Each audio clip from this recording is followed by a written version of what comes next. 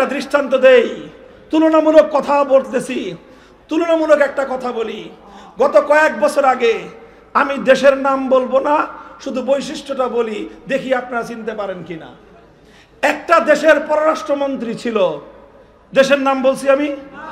সেই পররাষ্ট্রমন্ত্রীর বৈশিষ্ট্য হলো তিনি অনেক উচ্চ শিক্ষিত, সুটেড এবং কুটেড, সুটেড এবং বুটেড, স্যুট পরতেন, বুট পরতেন, এবং আন্তর্জাতিক অঙ্গনে জাতিসংঘের আন্ডারে বড় বড় প্রতিষ্ঠানে তিনি চাকরি করে অনেক নামকাম কামিয়েছেন পৃথিবীতে। তিনি এসে সেই রাষ্ট্রের পররাষ্ট্রমন্ত্রী হয়ে বললেন, ভারতের সঙ্গে আমাদের সম্পর্ক হলো স্বামী আর স্ত্রীর। এবার বলেন এই রাষ্ট্রের নাম কি? মানে আমাদের দেশ। সত্য কথা বলতেছেন তো? তিনি বললেন তাদের সাথে আমাদের সম্পর্ক স্বামী আর স্ত্রীর মতো। এই ক্ষেত্রে বাংলাদেশকে কি স্বামী বানাইছে? কি বানাইছে? স্ত্রী বানিয়েছে। ভারতকে বানিয়েছে স্বামী। জানি না কি আশায় উনি বলছিলেন, আজকের এই চিত্রের জন্যই বলছিলেন কিনা সেটা আমি বলতে পারি না। লা হাওলা ওয়ালা কুওয়াতা ইল্লা বিল্লাহিল আলিয়্যিল আযীম। তিনি বললেন যে ভারত হলো আমাদের স্বামীর মতো রাষ্ট্র। স্ত্রী যেরকম স্বামীকে মৃত্যুর আগ পর্যন্ত সার্ভিস দিয়ে যায়, একতরফা দিয়ে যায়, আমরাও যা আছে সব পেতে দিলাম, ভারত তোমরা আমাদেরকে চুষে চুষে খেয়ে যাও। ভারতের কাছ থেকে আনুকূল্য পাওয়ার জন্য, ভারত রাষ্ট্রের কাছ থেকে একটু সুবিধা পাওয়ার জন্য লাইন ধরে নমস্কার করত। এই ছিল সুটেড বুটেড, হায়ার এডুকেটেড, উচ্চ শিক্ষিত, আন্তর্জাতিক অঙ্গনের সনদপ্রাপ্ত একজন আধুনিক শিক্ষিত পররাষ্ট্রমন্ত্রীর অবস্থা। এবার আরেকজন পররাষ্ট্রমন্ত্রীর কথা বলি, যার নামের শুরুতে মোল্লা, নামের শেষে মুত্তাকি। নামের শুরুতে, নামের শেষে। আপনারা মুত্তাকি শব্দের সাথে পরিচিত? মুত্তাকি কাকে বলে বলেন? মুত্তাকি মানে কি? পরহেজগার। মানে আমাদের মতো সাধারণ মোল্লা না, পরহেজগার মোল্লা, ডবল মোল্লা। সেই ডবল মোল্লা, মোল্লা মোহাম্মদ আমির খান মুত্তাকি। আমার সৌভাগ্য হয়েছে এইরকম হুজুরের মতো সামনাসামনি বসে প্রায় ঘন্টাখানেক আমরা আলোচনা করেছি। সাক্ষ্য দিচ্ছি আমি আপনাদের সামনে, আল্লাহকে হাজির নাজির জেনে 1 ঘন্টা আলোচনা করলাম। হাতের মধ্যে তসবিহ, মাথায় পাগড়ি, কথা বলতেছেন। যখন তিনি কথা বলেন তসবিহটা অফ থাকে, যখন আমরা কথা বলি তখন তার তসবিহ চলে, মুখে আল্লাহর জিকির জপে। এইরকম মুত্তাকি, এইরকম পরহেজগার, সেও একটা রাষ্ট্রের পররাষ্ট্রমন্ত্রী। সেই পররাষ্ট্রমন্ত্রী আপনাদের স্বামীদের দেশে গেল এই বেশি দিন আগে না, এই যে অক্টোবর মাসে, নভেম্বর এখনো শেষ হয় নাই, অক্টোবর মাসে সেই ভারতে গেল।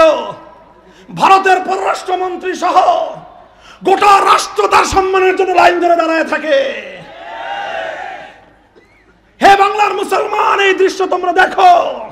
তোমরা যারা মনে করো মোল্লা মৌলবীরা রাষ্ট্রের দায়িত্ব পেলে রাষ্ট্র চলবে না, আমরা বলি দেখো তাকায়, ডাবল মোল্লারা ক্ষমতায় যাওয়ার পর তোমরা যাদেরকে স্বামী হিসেবে স্বীকৃতি দিয়ে তাদের করুণার ভিখারি হও, মোল্লারা ক্ষমতা পাওয়ার পর সেই রাষ্ট্রের পররাষ্ট্রমন্ত্রী সম্মান জানানোর জন্য লাইন ধরে দাঁড়ায় থাকে।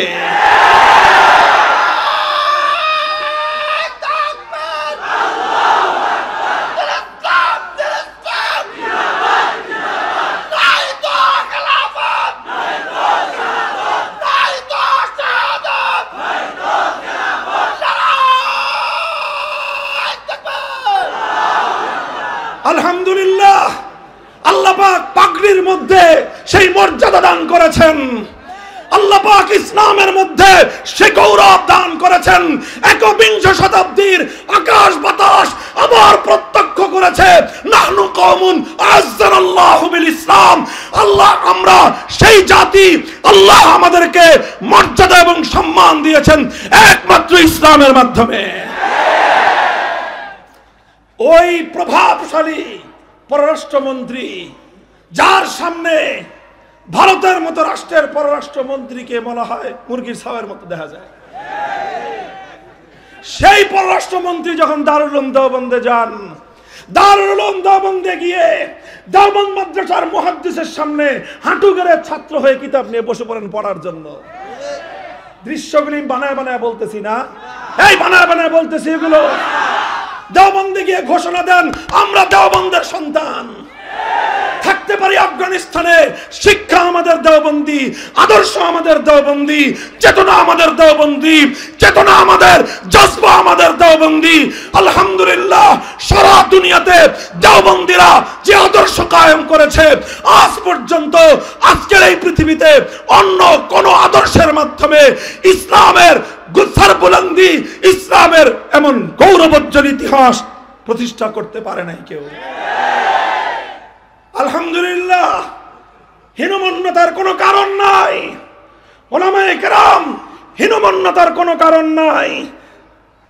উলাইকা আবাই ফাজিনি বিমিসলিহিম, আমরা দেওবন্দি সন্তান, দেওবন্দি সন্তান। আমাদের সামনে দাঁড়ায় আজকের রাষ্ট্রের কেউ ইসলাম নিয়ে, ইসলামের রাষ্ট্রবিজ্ঞান, রাষ্ট্র ব্যবস্থা নিয়ে কোন ধরনের বিরূপ মন্তব্য করার দুঃসাহস কারো হবে না ইনশাআল্লাহ। যারা আমাদের ব্যাপারে হীনমন্যতায় ভুগতেছেন যে পারবে কি পারবে না, কি করে না করে, আমি আপনাদেরকে আশ্বস্ত করতে চাই, আলহামদুলিল্লাহ, আমরা দেওবন্দিয়াদের কাছ থেকে সেই সবক পেয়েছি, সে আত্মবিশ্বাস জন্ম হয়েছে।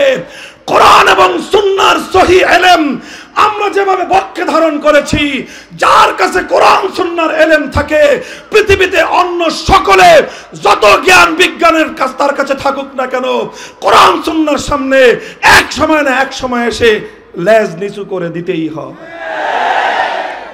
অনেকে ভয় পাচ্ছেন যে অমুকে অমুকে মডারেট করে ফেলবে, অমুকে অমুকে মডারেট করে ফেলবে।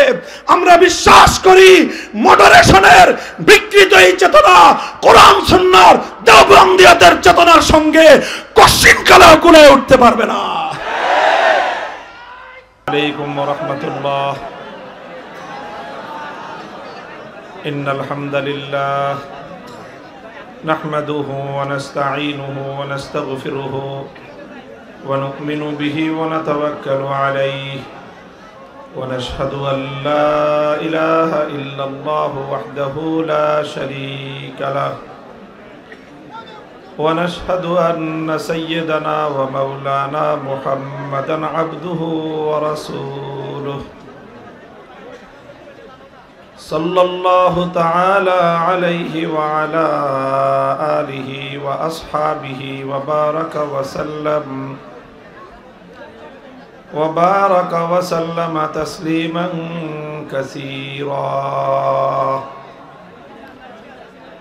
أما بعد، فأعوذ بالله من الشيطان الرجيم. بسم الله الرحمن الرحيم.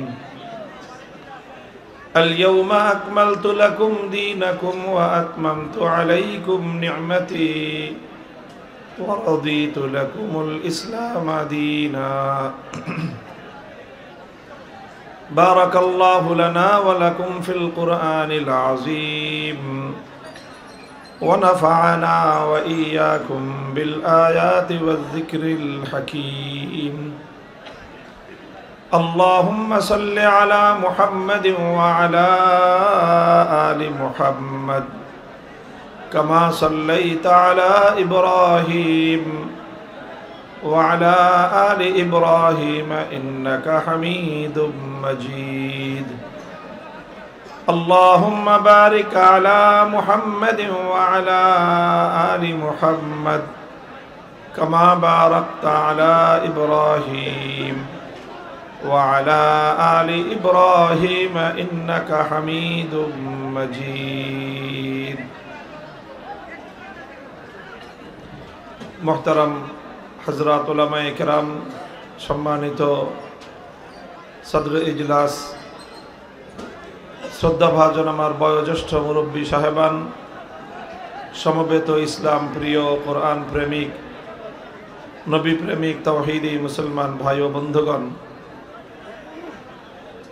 শায়েস্তাগঞ্জ পুরান বাজার তাফসীর কমিটির উদ্যোগে আয়োজিত আজিমুশান তাফসীরুল কোরআন মাহফিলে মুনাজিরে ইসলাম আল্লামা নুরুল ইসলাম বলিপুরি হাফিজাহুল্লাহ আপনাদের সম্মুখে অত্যন্ত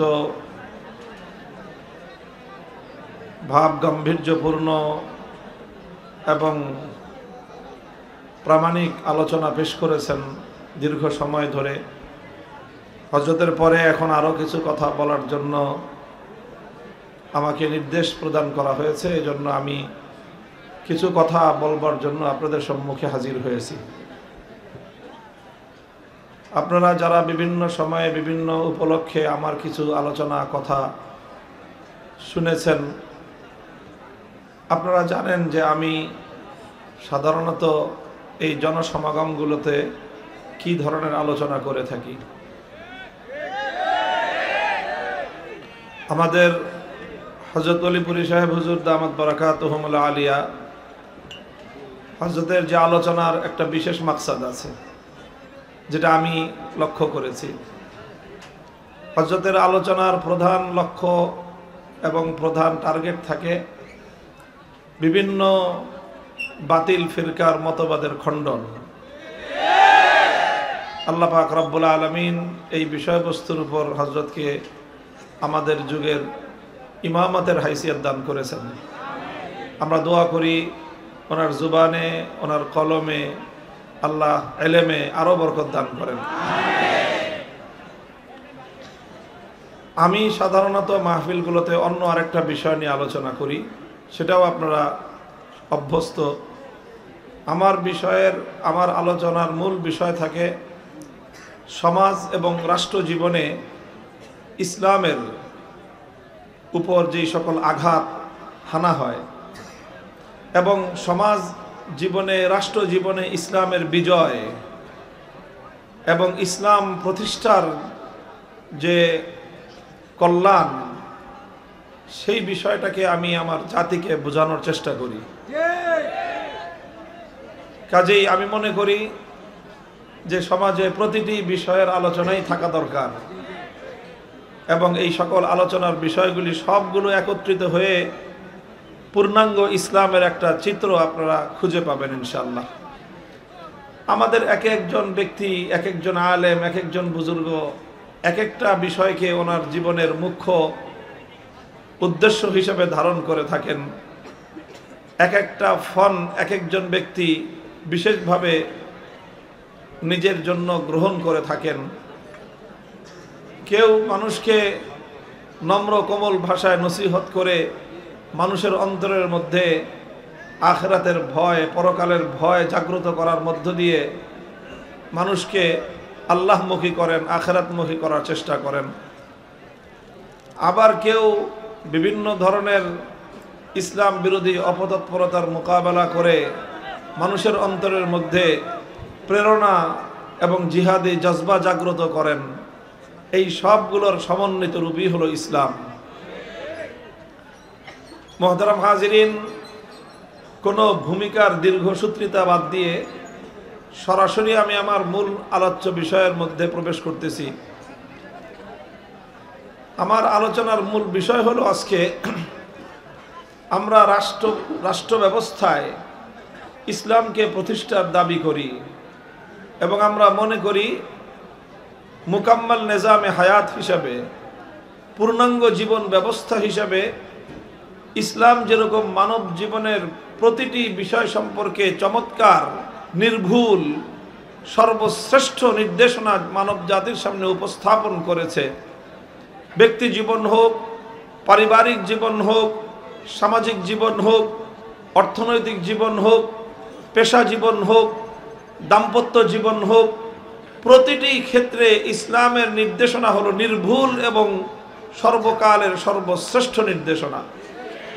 ঠিক তদ্রূপ রাষ্ট্র এবং রাজনীতি বিষয়েও ইসলামের নির্দেশনাই সর্বকালের, সর্বযুগের সর্বশ্রেষ্ঠ নির্দেশনা এবং একমাত্র নির্ভুল নির্দেশনা।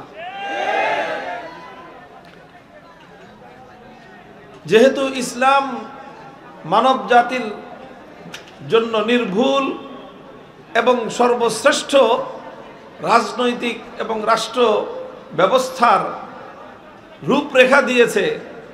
কাজেই জাতি ধর্ম বর্ণ নির্বিশেষে প্রতিটি মানুষের রাষ্ট্রীয় কল্যাণার্থে ইসলামী রাষ্ট্র ব্যবস্থায় প্রতিষ্ঠা করা মানুষের কল্যাণ নিশ্চিত করার নামান্তর।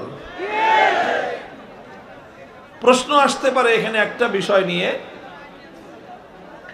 প্রশ্নটা আগে একটু বুঝার চেষ্টা করেন, কারণ আসসুয়ালু নিসফুল ইলম। প্রশ্ন বুঝলে উত্তর দেওয়াও সহজ, উত্তর বুঝাও সহজ। প্রশ্নপত্র যদি কেউ না বুঝতে পারে তাহলে উত্তরপত্রে যা লিখবে তার অর্ধেক এমনি ভুল। এই জন্য প্রশ্নটা আগে বোঝা খুব জরুরি। প্রশ্ন আসতে পারে যে মুসলমান হিসেবে আমরা যদি রাষ্ট্র ব্যবস্থায় ইসলামকে চাই, ইসলাম প্রতিষ্ঠার দাবি করি, ইসলামী রাষ্ট্র প্রতিষ্ঠার জন্য যদি আমরা দাবি উত্থাপন করি, তাহলে তো সেই ক্ষেত্রে একই রাষ্ট্রের মধ্যে বিভিন্ন ধর্মের নাগরিকরা থাকে। কথা বলেন ঠিক কিনা? তাহলে তো অন্যান্য ধর্মাবলম্বীরাও নিজ নিজ ধর্ম অনুযায়ী রাষ্ট্র প্রতিষ্ঠার দাবি করবে। হিন্দুরা দাবি করবে যে তাহলে আমাদের হিন্দু ধর্ম মোতাবেক রাষ্ট্র চলুক। বৌদ্ধরা দাবি করবে তোমরা মুসলমানরা যদি ইসলামী রাষ্ট্র প্রতিষ্ঠার দাবি করো তাহলে আমরা বৌদ্ধরাও বৌদ্ধ ধর্ম অনুযায়ী রাষ্ট্র প্রতিষ্ঠার দাবি করব। খ্রিস্টানরাও বলবে ইসলাম ধর্ম অনুযায়ী যদি রাষ্ট্র চালাতে চাও তাহলে আমাদের দাবি হলো খ্রিস্ট ধর্ম অনুযায়ী রাষ্ট্র চালাও। তাহলে সেই ক্ষেত্রে একটা রাষ্ট্র কয়টা ধর্ম অনুযায়ী চলবে? তখন গিয়ে রাষ্ট্রের মধ্যে, একই দেশের মধ্যে, একটা সমাজের মধ্যে বিভিন্ন ধর্মের অনুসারীদের মধ্যে পারস্পরিক সংঘাত আর কনফ্লিক্ট তৈরি হবে এবং একটা সমাজের মধ্যে সাম্প্রদায়িক দাঙ্গা তৈরি হবে। এই কারণে কিছু মানুষ মনে করে রাষ্ট্র এবং রাজনীতিতে ধর্মকে টেনে না আনাই ভালো। এই ধরনের দৃষ্টিভঙ্গি সমাজে আছে না নাই? কেন এই দৃষ্টিভঙ্গি? কারণ হলো এটা, এই যে আমি প্রশ্ন করলাম যে অ্যাজ এ মুসলিম, একজন মুসলিম হিসেবে আমি যদি ইসলামী রাষ্ট্র চাই, একজন হিন্দু ধর্মাবলম্বী সে হিন্দু হিসেবে হিন্দু রাষ্ট্র চাইবে, একজন বৌদ্ধ ব্যক্তি সে বৌদ্ধ হিসেবে বৌদ্ধ রাষ্ট্র চাইবে, একজন খ্রিস্টান ধর্মাবলম্বী সে খ্রিস্টান হিসেবে খ্রিস্ট রাষ্ট্র চাইবে। কথা বলেন ঠিক কিনা? তাহলে এখন প্রশ্ন হলো, তাহলে এক রাষ্ট্র কয় ধর্ম অনুযায়ী চলবে? এটা হলো প্রশ্ন। প্রশ্নটা বুঝে আসছে আপনাদের? কারা কারা বুঝছেন এটা হাত উঠান দেখি। হাত, আলহামদুলিল্লাহ। বলবেন যে সাধারণ কথা, এটা আবার হাত উঠাইতে হয় না। এটা হলো আপনাদের মনোযোগ আকৃষ্ট করলাম, যে কারণ প্রশ্নটা ভালো করে বুঝতে হবে এবং এই প্রশ্নটাকে আলোচনার শেষ পর্যন্ত মনে রাখতে হবে। তাহলে আসলেই কি ব্যাপারটা এমন যে তাহলে তো একটা রাষ্ট্রের মধ্যে এতগুলো ধর্ম যেহেতু চলতে পারে না, এই জন্যই তারা বলে সুতরাং রাষ্ট্রের মধ্যে কোনো ধর্মকে টেনে আনার প্রয়োজন নাই। তো যারা এই দাবিটা করে তাদের দাবিটা কতটুকু যৌক্তিক আমরা সংক্ষিপ্ত আলোচনার মাধ্যমে বিষয়টাকে একটু অ্যানালাইসিস করার, একটু পর্যালোচনা করার চেষ্টা করব ইনশাআল্লাহ।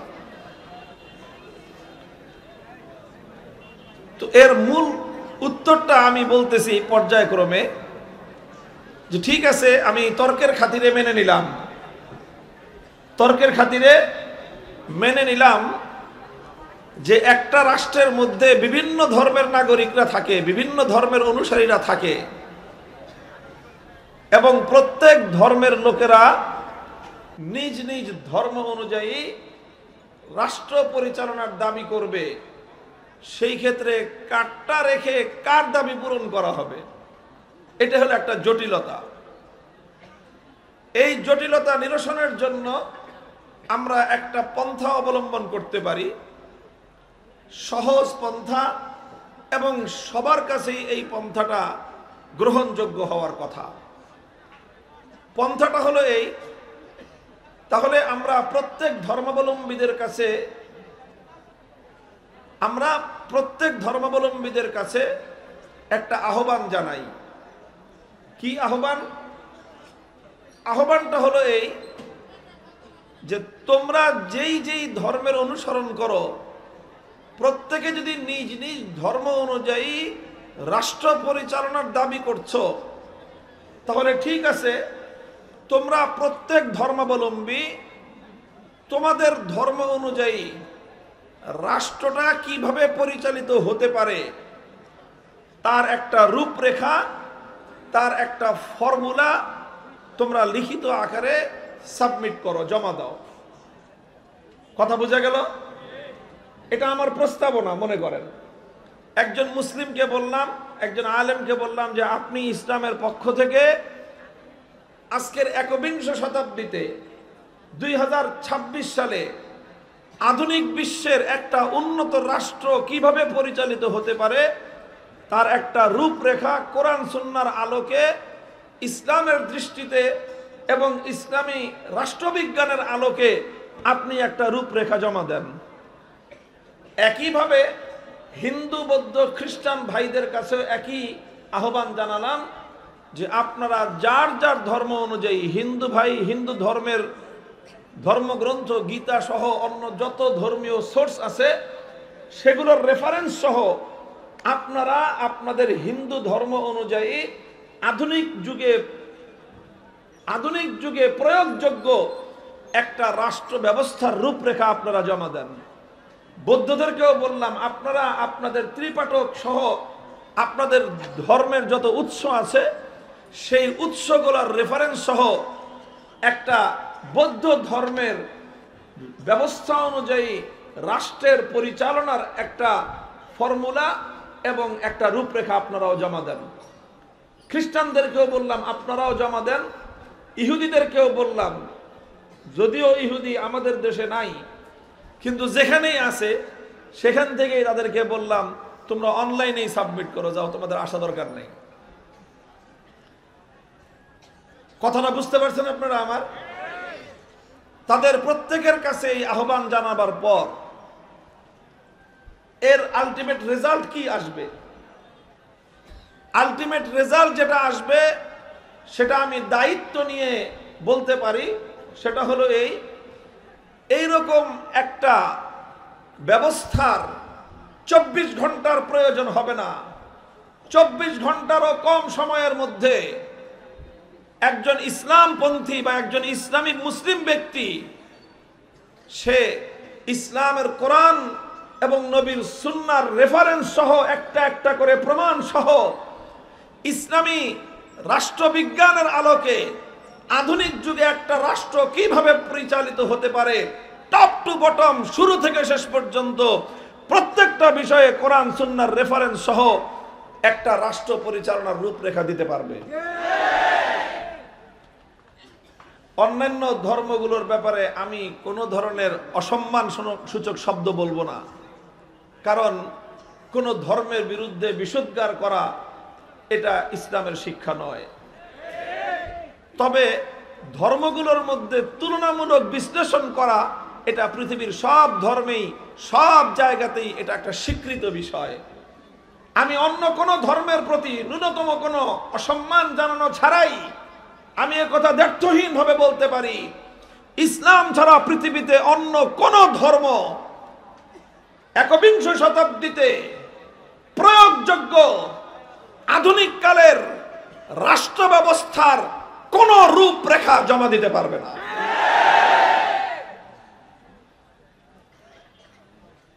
প্রশ্ন করতে পারেন যে কেন তারা জমা দিতে পারবে না? ইসলাম কেন দিতে পারবে? অন্যান্য ধর্মগুলো কেন রাষ্ট্র পরিচালনার কোন রূপরেখা নিজ নিজ ধর্ম অনুযায়ী তারা জমা দিতে বা তারা এটা কেন সাবমিট করতে পারবে না? তার কারণটা কি? ভাই, মূল কারণ একটাই, সেটা হলো ধর্মতাত্ত্বিকদের গবেষণা মতে পৃথিবীতে যত ধর্ম প্রচলিত আছে এর অধিকাংশ ধর্মই কোনো না কোনো যুগে আসমানি ধর্ম ছিল। আসমানি ধর্ম অর্থ আল্লাহর পক্ষ থেকে প্রেরিত ধর্ম। পরবর্তীতে সেই ধর্মের পণ্ডিতেরা যুগে যুগে নানা কারণে নিজেদের ব্যক্তিগত গোষ্ঠীগত স্বার্থ উদ্ধার করবার জন্য সত্যকে মিথ্যার দ্বারা পরিবর্তন করেছে, সত্যের সাথে মিথ্যাকে মিশ্রিত করেছে, আল্লাহর কথার সাথে বান্দার কথা মিশিয়েছে। এইভাবে ধর্মগুলোর মূল শিক্ষাকে পরিবর্তন করতে করতে, বিকৃত করতে করতে পৃথিবীতে অন্য কোন ধর্ম যেইভাবে আসমান থেকে আল্লাহর পক্ষ থেকে পৃথিবীতে আগমন করেছিল, বর্তমানে তার সঠিক রূপরেখার উপর আল্লাহ প্রদত্ত ধর্ম সংরক্ষিত অবস্থায় অন্য কোন ধর্ম সংরক্ষিত নেই এক্সেপ্ট ইসলাম। একমাত্র ইসলাম ধর্ম যেভাবে আল্লাহর পক্ষ থেকে দুনিয়াতে আগমন করেছিল, সম্পূর্ণরূপে কোনো বিন্দু বিসর্গের পরিবর্তন ছাড়া আজও পর্যন্ত পৃথিবীতে সংরক্ষিত আছে। মুহতারাম হাজিরিন, এটা আবার একটা প্রশ্ন যে ইসলাম কেন সংরক্ষিত থাকতে পারলো, অন্য ধর্মগুলো কেন সংরক্ষিত থাকতে পারলো না? এটার কারণ, এটাও কুদরতি কারণ। কারণ অন্য ধর্মগুলোকে সংরক্ষণ করার দায়িত্ব আল্লাহ নেন নাই, ইসলাম ধর্মকে সংরক্ষণ করার দায়িত্ব আল্লাহ নিয়েছেন। আবার এটার উপর প্রশ্ন করবেন যে অন্য ধর্মগুলোকে আল্লাহ সংরক্ষণ করার দায়িত্ব নিলেন না কেন, ইসলামকে সংরক্ষণ করার আল্লাহ দায়িত্ব নিলেন কেন? ইন্না নাহনু নাযালনায যিকরা ওয়া ইন্না লাহু লাহাফিজুন। ইন্না নাহনু নাযালনায যিকরা ওয়া ইন্না লাহু লাহাফিজুন। আল্লাহ পবিত্র কোরআনে কারীমের মধ্যে নির্দ্বিধায় দ্ব্যর্থহীন ভাবে আমার আল্লাহ ঘোষণা করেছেন, আমি আল্লাহ এই কোরআন নাজিল করেছি, কিয়ামত পর্যন্ত এই কোরআনকে সংরক্ষণ করা এটা আমি আল্লাহর জিম্মাদারি। আল্লাহ কোরআনকে, ইসলামকে অক্ষরে অক্ষরে সংরক্ষণ করার জিম্মাদারি গ্রহণ করেছেন। অন্য কোন ধর্মকে আল্লাহ সংরক্ষণ করার জিম্মা নেন নাই। কেন নেন নাই? কারণ অন্য ধর্মগুলোকে আল্লাহ পাক রব্বুল আলামিন সীমিত সময়ের জন্য দুনিয়াতে প্রেরণ করেছিলেন। সুতরাং যেই ধর্মকে আল্লাহ যেই সময়ের জন্য প্রেরণ করেছিলেন, সেই সময় আল্লাহ সেই ধর্মকে সংরক্ষণ করেছেন।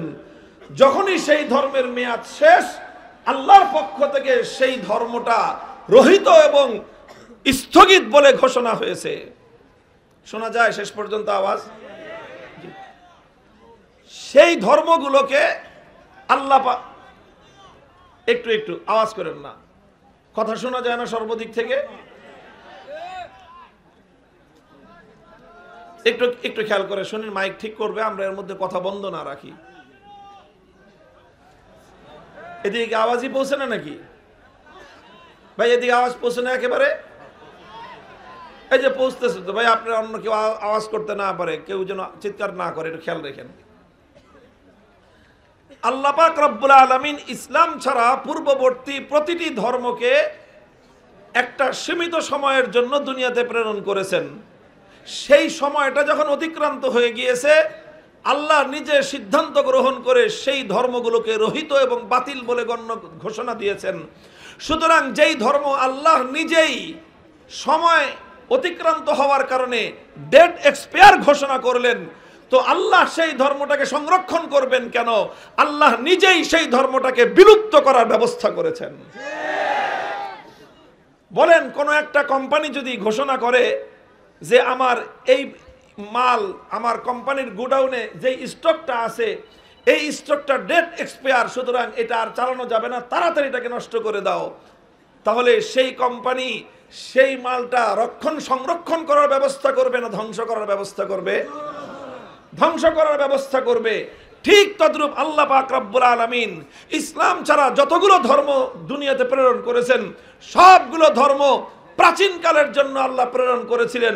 প্রাচীন কালের যেই ধর্মের যেই সময় ছিল, সেই সময়টা যখন শেষ, সঙ্গে সঙ্গে সেই ধর্মের মেয়াদ এবং ডেট এক্সপায়ার হয়ে গিয়েছে। ডেট যখন এক্সপায়ার এক্সপায়ার হয়ে গেছে, সেই ধর্মটা বাতিল বলে ঘোষণা করা হয়েছে, সেই ধর্মটা রহিত বলে ঘোষণা করা হয়েছে। রহিত এবং বাতিল যখন আল্লাহ ঘোষণা করলেন, তো রক্ষণাবেক্ষণ করবেন কেন? নিজেই তো আল্লাহ পাক রব্বুল আলামিন সেই ধর্মকে বিলুপ্ত করার ব্যবস্থা করেছেন।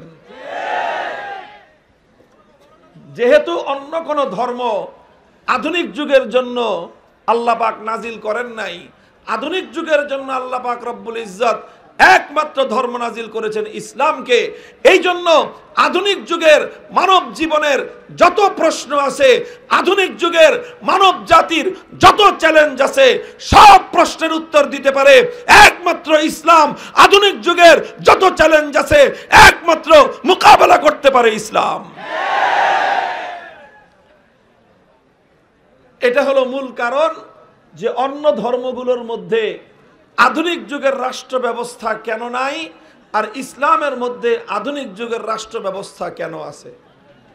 এটা হলো তার মূল কারণ। এখন কেউ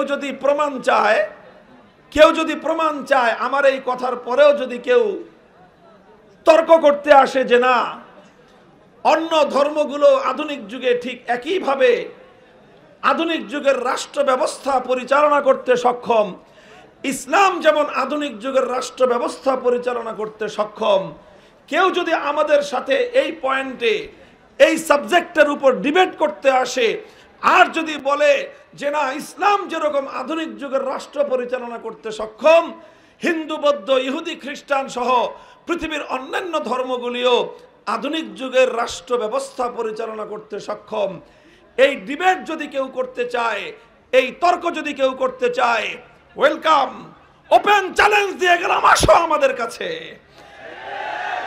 আমরা তোমাদের সঙ্গে তর্কে বসতে প্রস্তুত রয়েছি। সেই তর্কের জন্য কয়েকটা প্রশ্ন রেখে যাই আমি আপনাদের সামনে। এক নম্বর প্রশ্ন হলো এই, একটা আধুনিক যুগের রাষ্ট্র পরিচালনা করবার জন্য অত্যন্ত গুরুত্বপূর্ণ একটা বিষয় হলো, দেখেন, রাষ্ট্র পরিচালনার জন্য খুবই গুরুত্বপূর্ণ এবং মৌলিক একটা বিষয় হলো, রাষ্ট্রের জন্য একজন শাসক দরকার আছে না নাই? বলেন, দরকার আছে না নাই? শাসক ছাড়া পৃথিবীতে কোনো রাষ্ট্র চলতে পারে? আরে ভাই, রাষ্ট্র চলবে তো দূরের কথা, একজন মুহতামিম ছাড়া তো একটা মাদ্রাসা চলে না, একজন হেডমাস্টার ছাড়া একটা স্কুল চলে না, একজন প্রিন্সিপাল ছাড়া একটা কলেজ চলে না, একজন চ্যান্সেলর ছাড়া একটা বিশ্ববিদ্যালয় চলতে পারে না, একজন ম্যানেজার ছাড়া একটা অফিস চলতে পারে না, পৃথিবীর কোনো কিছুই তো পরিচালক ছাড়া চলতে পারে না। তাহলে রাষ্ট্রের মধ্যে এত বিশাল বৃহৎ একটা প্রতিষ্ঠান একজন পরিচালক এবং শাসক ছাড়া কিভাবে চলতে পারে? তাহলে রাষ্ট্রের জন্য একজন শাসক নির্বাচন করা অতীব জরুরি। কথা বলেন ঠিক কিনা?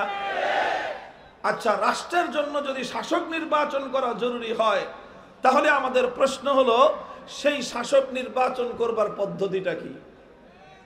এটা হলো আমার প্রথম প্রশ্ন। সবগুলো ধর্মের কাছে প্রশ্ন, আপনাদের ধর্মে শাসক নিয়োগ করা, নির্বাচন করার কি পদ্ধতি আছে? আপনাদের ধর্মে শাসক নিয়োগ করার, শাসক নির্বাচন করবার কি পদ্ধতি আছে?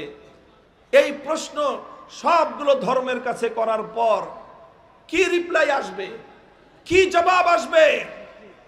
আগাম বলে দিয়ে যায়, হিন্দু ধর্মাবলম্বীরা তাদের ধর্মগ্রন্থ গীতার রেফারেন্স দিয়ে, অথবা তাদের ধর্মের কোন উৎস গ্রন্থের রেফারেন্স দিয়ে, অথবা বৌদ্ধরা ত্রিপাঠক অথবা ধর্মের কোন উৎসের রেফারেন্স দিয়ে, খ্রিস্টানরা ইনজিল কিতাব অথবা ঈসা আলাইহিস সালামের রেফারেন্স দিয়ে, ইহুদিরা তাদের তাওরাত কিতাব অথবা মুসা আলাইহিস সালামের রেফারেন্স দিয়ে শাসক নির্বাচন করার কোন ফর্মুলা বিশ্ববাসীর সামনে উপহার দিতে সক্ষম নয়। মুসলমানদেরকে জিজ্ঞাসা করলে এক মুহূর্ত দেরি হবে না। আমরা আল্লাহর পয়গম্বর এবং আল্লাহর কোরআনের আয়াতগুলো তেলাওয়াত করে করে ওয়া আমরুহুম শুরা বাইনাহুম ফাইজা আযামতা ওয়া ফাতাওয়াক্কাল আলাল্লাহ সহ কোরআনে কারীম, রাসূল আকরাম সাল্লাল্লাহু আলাইহি ওয়াসাল্লামের বিভিন্ন হাদিসের মৌলিক মূল নীতিকে রেফারেন্স দিয়ে আমরা বিশ্ববাসীর কাছে উপহার দিতে সক্ষম ইসলাম ধর্ম অনুযায়ী শাসক নির্বাচন করবার একটা ব্যবস্থা আছে। শুধু ব্যবস্থা আছে তাই নয়, নির্ভুল একটা ব্যবস্থা। শুধু নির্ভুল ব্যবস্থা নয়, বরং আজ পর্যন্ত পৃথিবীতে শাসক নির্বাচন করবার যত রকম পদ্ধতি মানুষ ব্যবহার করেছে আজ পর্যন্ত, এমনকি আধুনিক কালে পশ্চিমা গণতান্ত্রিক ব্যবস্থায় শাসক নির্বাচন করবার যতগুলো প্রচলিত পদ্ধতি আছে, চ্যালেঞ্জ করে বলতে পারি সব পদ্ধতির তুলনায় ইসলাম প্রদত্ত আহলুল হাল্লি ওয়াল আকদ শুরার মাধ্যমে শাসক নির্বাচন করবার যে ব্যবস্থা, সেটা নির্ভুল সর্বশ্রেষ্ঠ ব্যবস্থা।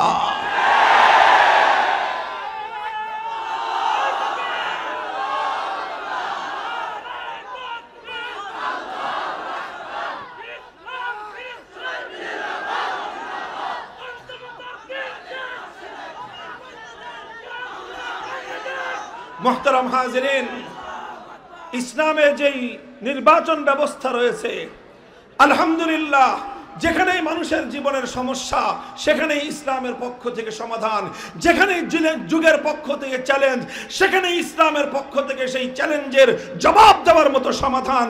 হর কুজা পুশতিয়াস আবাজার আবাদ, হর কুজা মুশকিলাস জবাব আজার আবাদ। যেখানেই সমস্যা দেখাবে ইসলাম সেখানেই সমাধান দিবে। যেখান থেকে প্রশ্ন উত্থাপিত হবে ইসলাম আল কোরআনের ভিত্তিতে, নবীর সুন্নাহর ভিত্তিতে তার সমুচিত জবাব দেওয়ার জন্য ইসলাম প্রস্তুত রয়েছে। আলহামদুলিল্লাহ, আলহামদুলিল্লাহ, ইসলামের পক্ষ থেকে যে নির্বাচন ব্যবস্থা রয়েছে সেটা আজকের যুগের সারা বিশ্বব্যাপী প্রচলিত গণতান্ত্রিক নির্বাচন ব্যবস্থার চেয়েও হাজার গুণ না, আমি বলবো লক্ষ কোটি গুণ বেশি উত্তম। বলবেন ইসলামের দেওয়া নির্বাচন ব্যবস্থাটা কেমন? পূর্ণাঙ্গ একটা ব্যবস্থার খুঁটিনাটি আলোচনা করা ওয়াজ মাহফিলে সম্ভব না। শুধু মৌলিক ডিফারেন্সটা আমি বলে দিয়ে যাই। ইসলামে যে নির্বাচন ব্যবস্থা রয়েছে সেই নির্বাচন ব্যবস্থা অনুযায়ী একটা নির্বাচন কমিশন গঠন করা হবে। আমরা কিভাবে প্রয়োগ করব? আমরা রাজনীতি করি, ইসলামী রাষ্ট্র প্রতিষ্ঠার জন্য আমরা দাবি উত্থাপন করি। প্রশ্ন করবেন, হুজুর আপনারা তো ইসলামী রাজনীতি করেন, আপনারা যদি রাষ্ট্রের দায়িত্ব পান তাহলে সেই রাষ্ট্রের নির্বাচন ব্যবস্থা কিভাবে পরিচালিত হবে? সেই রাষ্ট্রেও কি এইরকম ভাবে 95 থেকে 96 সাল পর্যন্ত এইভাবে বছরের পর বছর হরতাল দিয়ে নির্বাচন ব্যবস্থা সংস্কার করতে হবে? নির্বাচন ব্যবস্থাকে বাতিল করবার জন্য হাইকোর্ট থেকে নিয়ে সুপ্রিম কোর্ট পর্যন্ত গোটা দেশকে অচল করে দিয়ে ভাওতাবাজি, ধান্দাবাজি, গোটা দেশকে আগুন দিয়ে পুড়িয়ে ছারখার করতে হবে না কি করতে হবে? আমরা বলি যে আলহামদুলিল্লাহ, ইসলামের কাছে সেই ব্যবস্থা আছে। সেই ব্যবস্থা যদি প্রয়োগ করা হয় তাহলে নির্দ্বিধায় নির্বিচারে গোটা জাতির জন্য, সকলের জন্য একটি নির্ভুল নির্বাচন ব্যবস্থা উপহার পাওয়া যাবে। আমরা সর্বপ্রথম নির্বাচন কমিশনকে একটা গুরুত্বপূর্ণ দায়িত্ব দিব। ইসলামের পক্ষ থেকে দায়িত্ব দেওয়া হবে। কি দায়িত্ব? সে দায়িত্বটা হলো নাগরিকদের মধ্যে ভোটার আইডি কার্ড প্রদান করা। কি আইডি কার্ড? বলবেন হুজুর এখনো তো দেয়। এখন ভোটার আইডি কার্ড দেয় না, এখন নির্বাচন কমিশন দেয় ন্যাশনাল আইডি কার্ড। কি দেয়? দেখবেন সব আইডি কার্ড আপনাদের কাছে আছে, যে দেখবেন লেখা এনআইডি। এনআইডি মানে কি? ন্যাশনাল আইডি কার্ড, জাতীয় পরিচয় পত্র। বলবেন ন্যাশনাল আইডি কার্ড আর ভোটার আইডি কার্ডের মধ্যে পার্থক্য কি? ভোটার আইডি কার্ড বলা হয় ওই আইডি কার্ডকে, যে আইডি কার্ড যার কাছে থাকবে সে ভোট দিতে পারবে। ন্যাশনাল আইডি কার্ড বলে কাকে? ন্যাশনাল আইডি কার্ড বলা হবে সেই আইডি কার্ডকে যার কাছে এই আইডি কার্ড থাকবে সে রাষ্ট্রের নাগরিক বলে পরিগণিত হবে। বর্তমানে ন্যাশনাল আইডি কার্ড আর ভোটার আইডি কার্ডের মধ্যে কোনো পার্থক্য নাই। যেই বেটা ন্যাশনাল আইডি কার্ড পায় সেই ন্যাশনাল আইডি কার্ড পাওয়ার বলে সে ভোট দিতে পারে। সুতরাং রাষ্ট্রের যত নাগরিক আছে 18 বছরের চেয়ে বেশি বয়স, চাই সে যেরকম মানুষই হোক না কেন, সে চোর হোক, বাটপার হোক, দুর্নীতিবাজ হোক, ঘুষখোর হোক, সুদখোর হোক, লম্পট হোক, সে যেই হোক না কেন, ডাকাত হোক, বদমাশ হোক, খুনি হোক, যেই হোক, সে ন্যাশনাল আইডি কার্ড পায়। ন্যাশনাল আইডি কার্ডের বদৌলতে সে ভোটারও হতে পারে এবং ভোট প্রয়োগ করতে পারে। কথা বলেন ঠিক না বেঠিক? আচ্ছা বলেন, চোরেরা কি এমন কোন ব্যক্তি শাসক হোক চাইবে যেই শাসক এসে সমস্ত চোরদেরকে সাজা দিবে? দুর্নীতিবাজরা কি এমন শাসক চাইবে যেই শাসক এসে সমস্ত দুর্নীতিবাজদেরকে জেলে ভরবে? বলেন, চাঁদাবাজরা কি এমন শাসক চাইবে যেই শাসক এসে সমস্ত চাঁদাবাজ থেকে দেশ থেকে উৎখাত করবে? সুতরাং চাঁদাবাজরা ভালো শাসক চায় না, দুর্নীতিবাজরা ভালো শাসক চাইবে না, চোর বাটপাররা ভালো শাসক চাইবে না, ডাকাতরা ভালো শাসক চাইবে না, ঘুষখোররা ভালো শাসক চাইবে না, রাষ্ট্রের মধ্যে দূষিত নাগরিকরা কোনোদিন নির্দোষ শাসক চায় না। এখন আমার রাষ্ট্র নিয়ে কথা বলতে গেলে তো অনেকে বলবে যে হুজুর রাষ্ট্রকে ভালোবাসেন না, রাষ্ট্রের প্রতি আমাদের পূর্ণাঙ্গ ভালোবাসা আছে। আমি আপনাদেরকে একটা সত্য কথা প্রশ্ন করব, আল্লাহ ছাড়া ভয় আর কাউকে পাবেন না, জবাব দিবেন। বাংলাদেশে যে সরকারি অফিস আদালত আছে, সেই সকল অফিস আদালতগুলিতে যদি আপনারা কোনো কাজ করতে যান, তাহলে ঘুষ ছাড়া, কোনো ধরনের অবৈধ লেনদেন ছাড়া কত পার্সেন্ট কাজ আপনারা করতে পারেন বলেন? 100% পারেন? 50% পারেন? 20% পারেন? 10% পারেন? এটা তো এই যে আমি কাউকে শিখিয়ে দিছি জবাব। তার অর্থ হলো এই, আমার দেশের সরকারি কর্মকর্তা কারা হয় বলেন? দেশের অশিক্ষিত জনগণ। সরকারি কর্মকর্তা কারা হয়? যারা শিক্ষা দীক্ষা কম তারা না, রাষ্ট্রের সবচেয়ে ভালো শিক্ষিত যারা, তারা বিসিএস পরীক্ষা দিয়ে যারা উত্তীর্ণ হয়, 1000-এ একজন, 10,000-এ একজন বিসিএস পরীক্ষায় কম্পিটিশন করে উত্তীর্ণ হয়ে সরকারি চাকরি করতে করতে কর্মকর্তা হয়। তাহলে যারা রাষ্ট্রের সর্বশ্রেষ্ঠ নাগরিক, আপনাদের বিবেচনায় তারা শতভাগ দুর্নীতিবাজ। এবার বলেন, যেই রাষ্ট্রের শতভাগ সরকারি কর্মকর্তা না দুর্নীতিবাজ হয়, আর দুর্নীতিবাজরা কোনোদিন একজন ভালো মানুষকে শাসক হিসেবে পছন্দ করতে পারে না। যেই শাসক এসে রাষ্ট্রের সমস্ত দুর্নীতি বন্ধ করে দিবে, যেই শাসক এসে রাষ্ট্রের সম্পত্তি চুরি করা বন্ধ করে দিবে, সেই চোরের দলেরা কোনোদিন রাষ্ট্রের মধ্যে ভালো শাসক চাইতে পারে না। এটা তো একটা যুক্তির কথা, কথা বলেন ঠিক কিনা? এই জন্য নির্বাচন কমিশনের দায়িত্ব হবে প্রথমেই ন্যাশনাল আইডি কার্ড এবং ভোটার আইডি কার্ড আলাদা করা। ন্যাশনাল আইডি কার্ড দিবে রাষ্ট্রের অন্য কোনো বিভাগ, ন্যাশনাল আইডি কার্ড দেওয়া এটা নির্বাচন কমিশনের দায়িত্ব হবে না। ন্যাশনাল আইডি কার্ড দিবে হয় স্বরাষ্ট্র মন্ত্রণালয়, অথবা ন্যাশনাল আইডি কার্ড দিবে city corporation, national ID card দিবে স্থানীয় সরকার মন্ত্রণালয়, ন্যাশনাল আইডি কার্ড দিবে স্থানীয় যেই পরিষদ আছে, চেয়ারম্যান অফিস, এই জাতীয় সিটি কর্পোরেশন অথবা স্থানীয় সরকার মন্ত্রণালয়ের পক্ষ থেকে ন্যাশনাল আইডি কার্ড দেওয়া হবে। আর নির্বাচন কমিশনের পক্ষ থেকে শুধু ভোটার আইডি কার্ড দেওয়া হবে। এখন বলবেন ভোটার আইডি কার্ড কাদেরকে দেওয়া হবে, ন্যাশনাল আইডি কার্ড কাদেরকে দেওয়া হবে? ভোটার আইডি কার্ড পাওয়ার জন্য দুটো শর্ত। কয়টা শর্ত? ইসলাম বলে একজন মানুষ ভোটার আইডি কার্ড পাওয়ার জন্য তাকে 2 শর্ত পূরণ করতে হবে। প্রথম শর্ত হলো এই লোকটা এমন হতে হবে যে একজন ভালো শাসক নির্বাচন করার মতো, ভালো শাসক চয়েস করার মতো তার মধ্যে দক্ষতা থাকতে হবে। কোন লোকটা শাসক হলে দেশ, জনগণ এবং সবার জন্য মঙ্গল হবে, এই লোকটা বাছাই করার মতো যোগ্যতা একটা মানুষের মধ্যে থাকতে হবে। যেই লোক নিজের লুঙ্গি খুলে পড়ে গেলে খবর পায় না, যেই লোক মদ খেয়ে মাতাল হয়ে থাকে, বউকে মাকে পার্থক্য করতে পারে না, তো সেই লোকটা কিভাবে রাষ্ট্রের জন্য, কোন লোকটা শাসক হলে জনগণের কল্যাণ হবে, সে কি সেটা নির্ণয় করতে পারবে? তাহলে প্রথম দক্ষতা হলো এমন ব্যক্তি হতে হবে যে রাষ্ট্রের জন্য, জাতির জন্য কোন লোকটা শাসক হলে কল্যাণ হবে, এইটা যে বাছাই করতে পারে, এটা হলো তার প্রথম যোগ্যতা। 2 নম্বর যোগ্যতা হলো তার মধ্যে আমানতদারি থাকতে হবে। কি থাকতে হবে? আমানতদারি কাকে বলে? যে 5,000 টাকা খেয়ে যে ভোট বিক্রি করে দেয় তাকে আমানতদার। কাকে বলে? যে 2 প্যাকেট আকিস বিড়ি খেয়ে যে একজনকে ব্যালট বাক্সের মধ্যে সিল মারে তাকে বলা হয় আমানতদার। নিজের ব্যক্তি স্বার্থ উদ্ধার করার জন্য অযোগ্য ব্যক্তিকে যে ভোট দেয় তাকে বলে আমানতদার। গোষ্ঠী স্বার্থ উদ্ধার করার জন্য যোগ্য ব্যক্তিকে বাদ দিয়ে অযোগ্য ব্যক্তিকে যে ভোটাধিকার প্রয়োগ করে সেই লোকটাকে আমানতদার। তো যার মধ্যে আমানতদারি থাকবে, যার মধ্যে দক্ষ লোক চিনবার যোগ্যতা থাকবে, এই দুই ক্রাইটেরিয়ার ভিত্তিতে যাচাই করে বাছাই করে গোটা রাষ্ট্রের সমস্ত জনগণের উপর এই ধরনের পরীক্ষা নিরীক্ষা চালিয়ে নির্বাচন কমিশন ভোটার আইডি কার্ড প্রদান করবে। কাজেই ভোটার আইডি কার্ড ওই সকল লোকেরা পাবে না যারা জনগণের সম্পদ চুরি করে। ভোটার আইডি কার্ড তারা পাবে না যারা জনগণ থেকে জোরপূর্বক চাঁদাবাজি করে। ভোটার আইডি কার্ড তারা পাবে না যারা চুরি এবং ডাকাতি করে। ভোটার আইডি কার্ড তারা পাবে না যারা মদ খেয়ে মাতাল হয়ে প্রতিদিন রাতে গিয়ে ঘরের মধ্যে বউ পেটায়। ভোটার আইডি কার্ড তারা পাবে না যারা জনগণের জীবনকে দুর্বিষহ করে তোলে। ভোটার আইডি কার্ড তারা পাবে না অন্যায়ভাবে যারা নিরীহ মানুষের সম্পদ জীবন হরণ করে নেয়। তারা কোশ্চিনকালেও ইসলামী রাষ্ট্র ব্যবস্থায় ভোটার আইডি কার্ড পেতে পারে না। তারা কি পাবে? ন্যাশনাল আইডি কার্ড পাবে।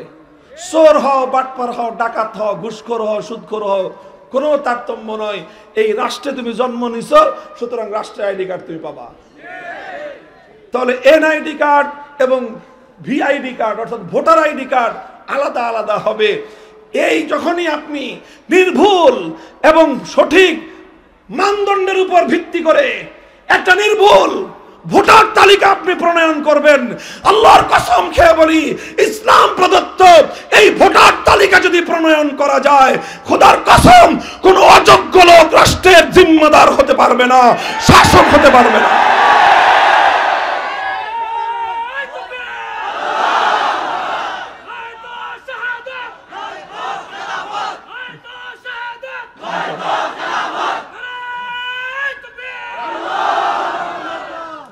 মোহতারাম হাজিরিন, এত খুঁটিনাটি দীর্ঘ আলোচনা করার অবকাশ পাবো না, সময় অনেক গড়ায় গেছে।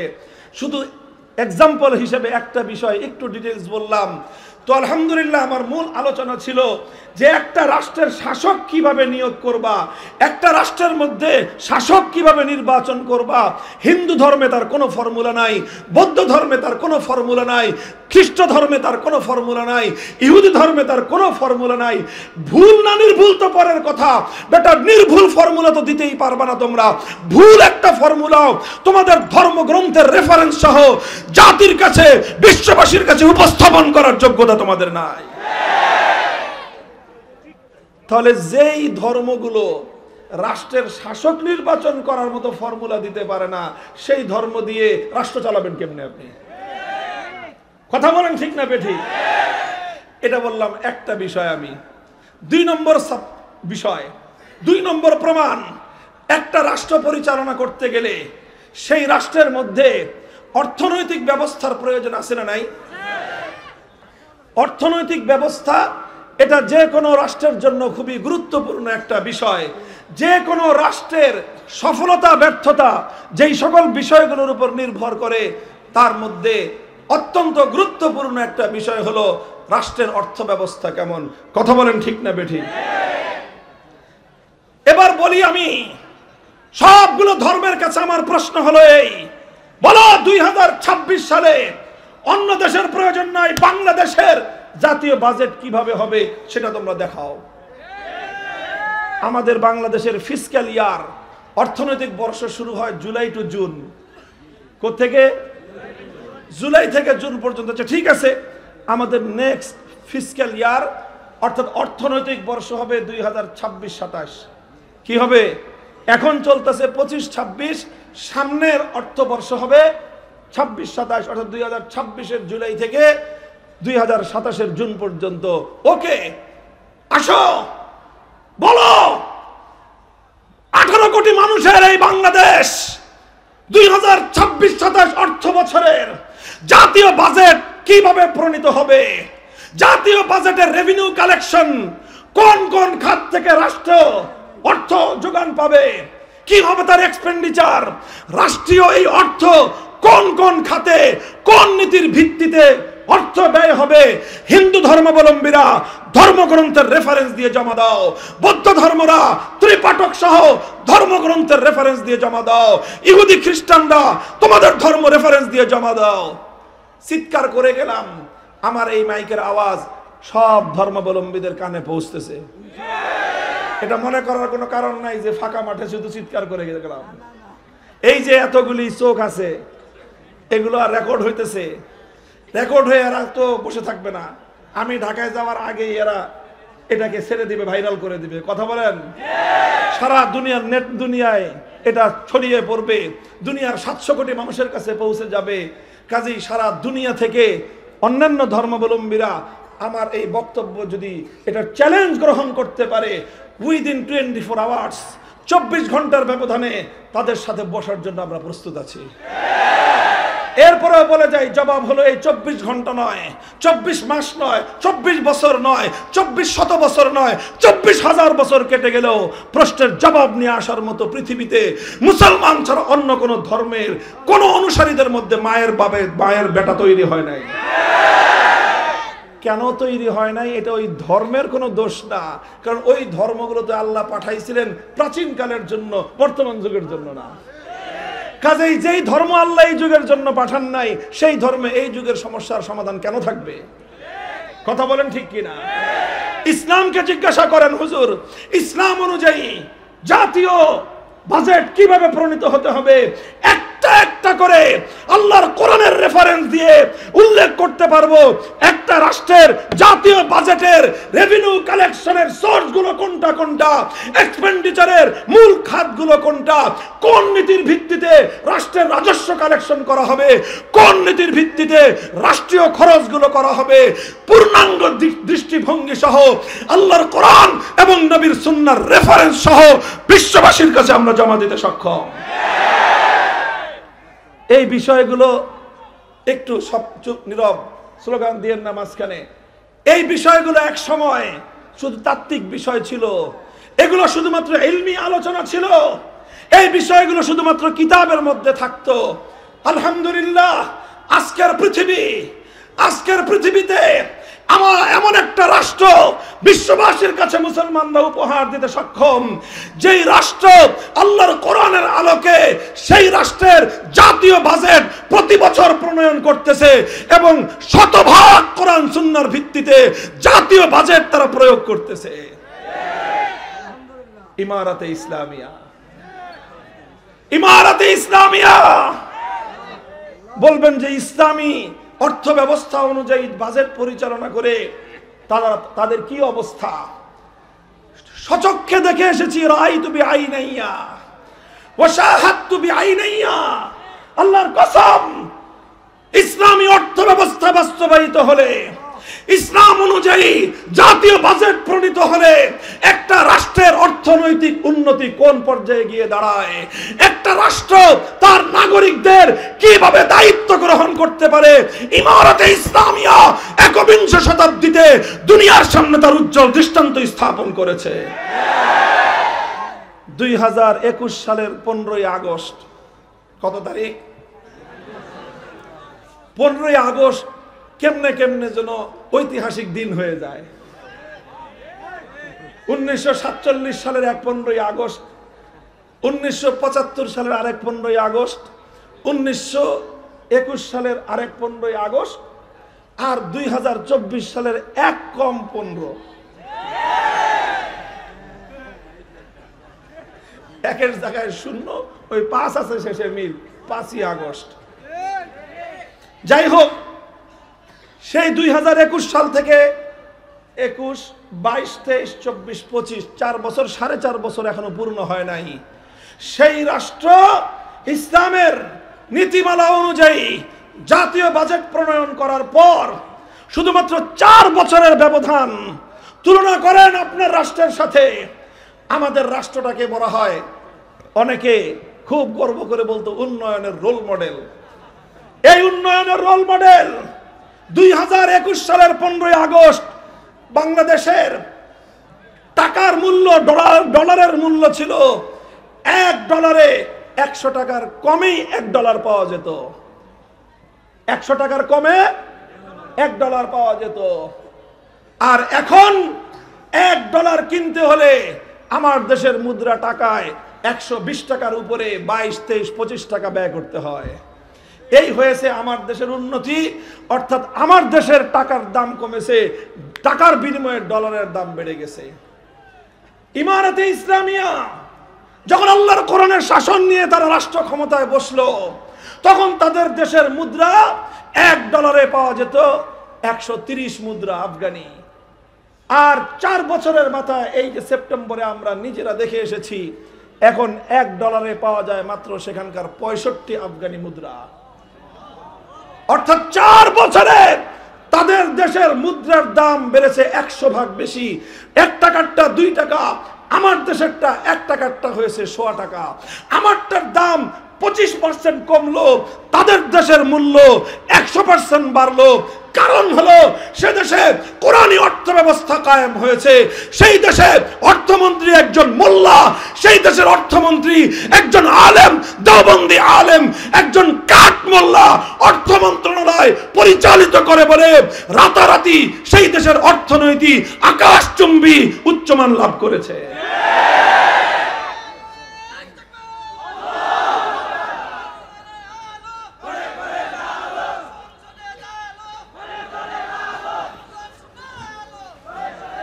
অনেক মানুষ মনে করেন, কান খাড়া করে শুনে রাখেন, অনেক মানুষ মনে করেন হুজুররা রাষ্ট্র পরিচালনা করতে পারবে না। এই জন্য যারা রাষ্ট্র, ইসলামী রাষ্ট্র চায়, তাদের মধ্যে অনেকে আছে মডারেট হয়ে যায়। কি হয়? কি হয়? মডারেট হয়। মডারেট মনে করে যে এই মোল্লাদের, হুজুরদের ইসলাম দিয়ে কাজ হবে না। চরম মূর্খতা এবং হীনমন্যতা এটা। আধুনিক পৃথিবীতে কোন মডারেট মুসলিম রাষ্ট্র আজও পর্যন্ত সফলতার দৃষ্টান্ত স্থাপন করতে পারে না। মোল্লারাই পেরেছে, মোল্লারাই পেরেছে আদি ইসলাম, ইসলামের প্রকৃত রূপ ধারণ করে সারা দুনিয়ার সঙ্গে চোখ রাঙিয়ে কথা বলার হিম্মত আজকের 21শ শতাব্দীতে থাকলে একমাত্র মোল্লাদেরই আছে। আর একটা দৃষ্টান্ত দিব। মোল্লাদেরকে তো অনেকেই মনে করেন যে হুজুররা বেকার। একটা দৃষ্টান্ত দেই, তুলনামূলক কথা বলতেছি, তুলনামূলক একটা কথা বলি। গত কয়েক বছর আগে, আমি দেশের নাম বলবো না, শুধু বৈশিষ্ট্যটা বলি, দেখি আপনারা চিনতে পারেন কিনা। একটা দেশের পররাষ্ট্রমন্ত্রী ছিল, দেশের নাম বলছি আমি। সেই পররাষ্ট্রমন্ত্রীর বৈশিষ্ট্য হলো তিনি অনেক উচ্চ শিক্ষিত, সুটেড এবং কুটেড। সুটেড এবং বুটেড, স্যুট পরতেন, বুট পরতেন, এবং আন্তর্জাতিক অঙ্গনে জাতিসংঘের আন্ডারে বড় বড় প্রতিষ্ঠানে তিনি চাকরি করে অনেক নামকাম কামিয়েছেন পৃথিবীতে। তিনি এসে সেই রাষ্ট্রের পররাষ্ট্রমন্ত্রী হয়ে বললেন, ভারতের সঙ্গে আমাদের সম্পর্ক হলো স্বামী আর স্ত্রীর। এবার বলেন এই রাষ্ট্রের নাম কি? মানে আমাদের দেশ। সত্য কথা বলতেছেন তো? তিনি বললেন তাদের সাথে আমাদের সম্পর্ক স্বামী আর স্ত্রীর মতো। এই ক্ষেত্রে বাংলাদেশকে কি স্বামী বানাইছে? কি বানাইছে? স্ত্রী বানিয়েছে। ভারতকে বানিয়েছে স্বামী। জানি না কি আশায় উনি বলছিলেন, আজকের এই চিত্রের জন্যই বলছিলেন কিনা সেটা আমি বলতে পারি না। লা হাওলা ওয়ালা কুওয়াতা ইল্লা বিল্লাহিল আলিয়্যিল আযীম। তিনি বললেন যে ভারত হলো আমাদের স্বামীর মতো রাষ্ট্র। স্ত্রী যেরকম স্বামীকে মৃত্যুর আগ পর্যন্ত সার্ভিস দিয়ে যায়, একতরফা দিয়ে যায়, আমরাও যা আছে সব পেতে দিলাম, ভারত তোমরা আমাদেরকে চুষে চুষে খেয়ে যাও। ভারতের কাছ থেকে আনুকূল্য পাওয়ার জন্য, ভারত রাষ্ট্রের কাছ থেকে একটু সুবিধা পাওয়ার জন্য লাইন ধরে নমস্কার করত। এই ছিল সুটেড বুটেড, হায়ার এডুকেটেড, উচ্চ শিক্ষিত, আন্তর্জাতিক অঙ্গনের সনদপ্রাপ্ত একজন আধুনিক শিক্ষিত পররাষ্ট্রমন্ত্রীর অবস্থা। এবার আরেকজন পররাষ্ট্রমন্ত্রীর কথা বলি, যার নামের শুরুতে মোল্লা, নামের শেষে মুত্তাকি। নামের শুরুতে, নামের শেষে। আপনারা মুত্তাকি শব্দের সাথে পরিচিত? মুত্তাকি কাকে বলে বলেন? মুত্তাকি মানে কি? পরহেজগার। মানে আমাদের মতো সাধারণ মোল্লা না, পরহেজগার মোল্লা, ডবল মোল্লা। সেই ডবল মোল্লা, মোল্লা মোহাম্মদ আমির খান মুত্তাকি। আমার সৌভাগ্য হয়েছে এইরকম হুজুরের মতো সামনাসামনি বসে প্রায় ঘন্টাখানেক আমরা আলোচনা করেছি। সাক্ষ্য দিচ্ছি আমি আপনাদের সামনে, আল্লাহকে হাজির নাজির জেনে 1 ঘন্টা আলোচনা করলাম। হাতের মধ্যে তসবিহ, মাথায় পাগড়ি, কথা বলতেছেন। যখন তিনি কথা বলেন তসবিহটা অফ থাকে, যখন আমরা কথা বলি তখন তার তসবিহ চলে, মুখে আল্লাহর জিকির জপে। এইরকম মুত্তাকি, এইরকম পরহেজগার, সেও একটা রাষ্ট্রের পররাষ্ট্রমন্ত্রী। সেই পররাষ্ট্রমন্ত্রী আপনাদের স্বামীদের দেশে গেল এই বেশি দিন আগে না, এই যে অক্টোবর মাসে, নভেম্বর এখনো শেষ হয় নাই, অক্টোবর মাসে সেই ভারতে গেল। ভারতের পররাষ্ট্রমন্ত্রী সহ গোটা রাষ্ট্র তার সম্মানের জন্য লাইন ধরে দাঁড়ায় থাকে। হে বাংলার মুসলমান, এই দৃশ্য তোমরা দেখো। তোমরা যারা মনে করো মোল্লা মৌলবীরা রাষ্ট্রের দায়িত্ব পেলে রাষ্ট্র চলবে না, আমরা বলি দেখো তাকায়, ডাবল মোল্লারা ক্ষমতায় যাওয়ার পর তোমরা যাদেরকে স্বামী হিসেবে স্বীকৃতি দিয়ে তাদের করুণার ভিখারি হও, মোল্লারা ক্ষমতা পাওয়ার পর সেই রাষ্ট্রের পররাষ্ট্রমন্ত্রী সম্মান জানানোর জন্য লাইন ধরে দাঁড়ায় থাকে।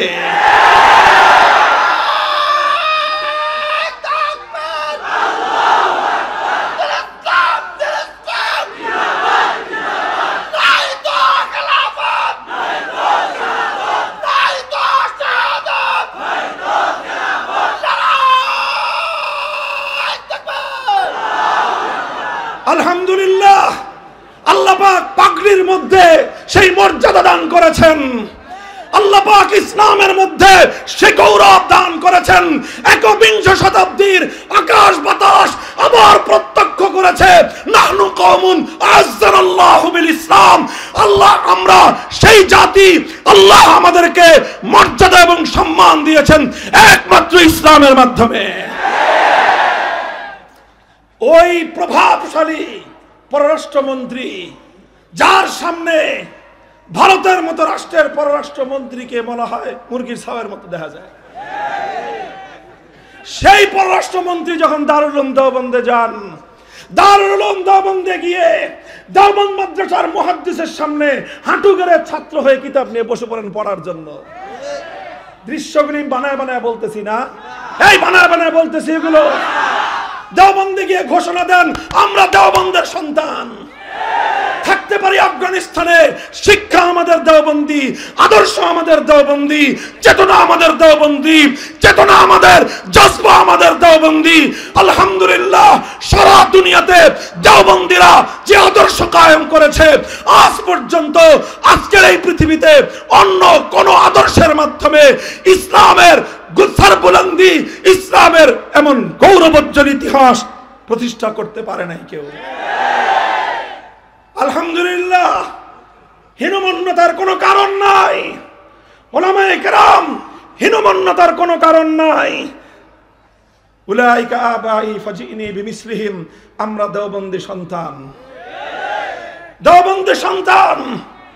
আমাদের সামনে দাঁড়ায় আজকের রাষ্ট্রের কেউ ইসলাম নিয়ে, ইসলামের রাষ্ট্রবিজ্ঞান, রাষ্ট্র ব্যবস্থা নিয়ে কোন ধরনের বিরূপ মন্তব্য করার দুঃসাহস কারো হবে না ইনশাআল্লাহ।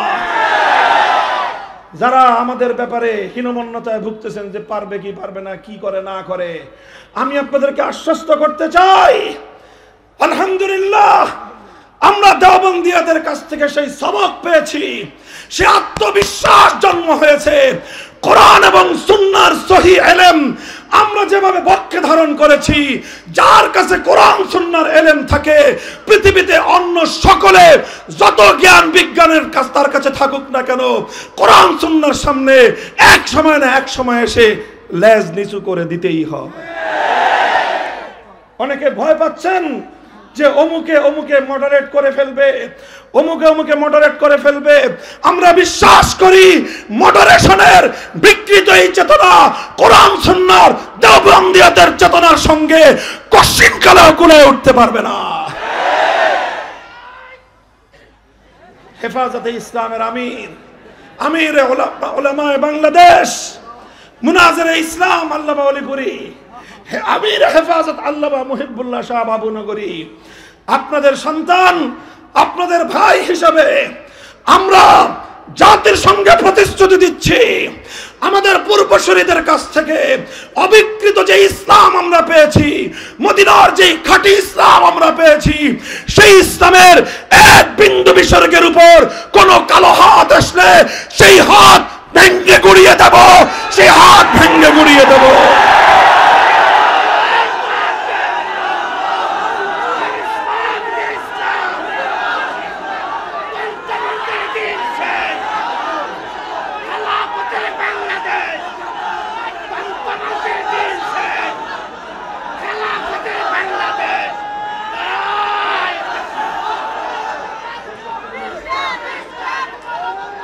মুহতারাম হাজিরিন, এই দলীয় স্লোগান দিবেন না, খবরদার।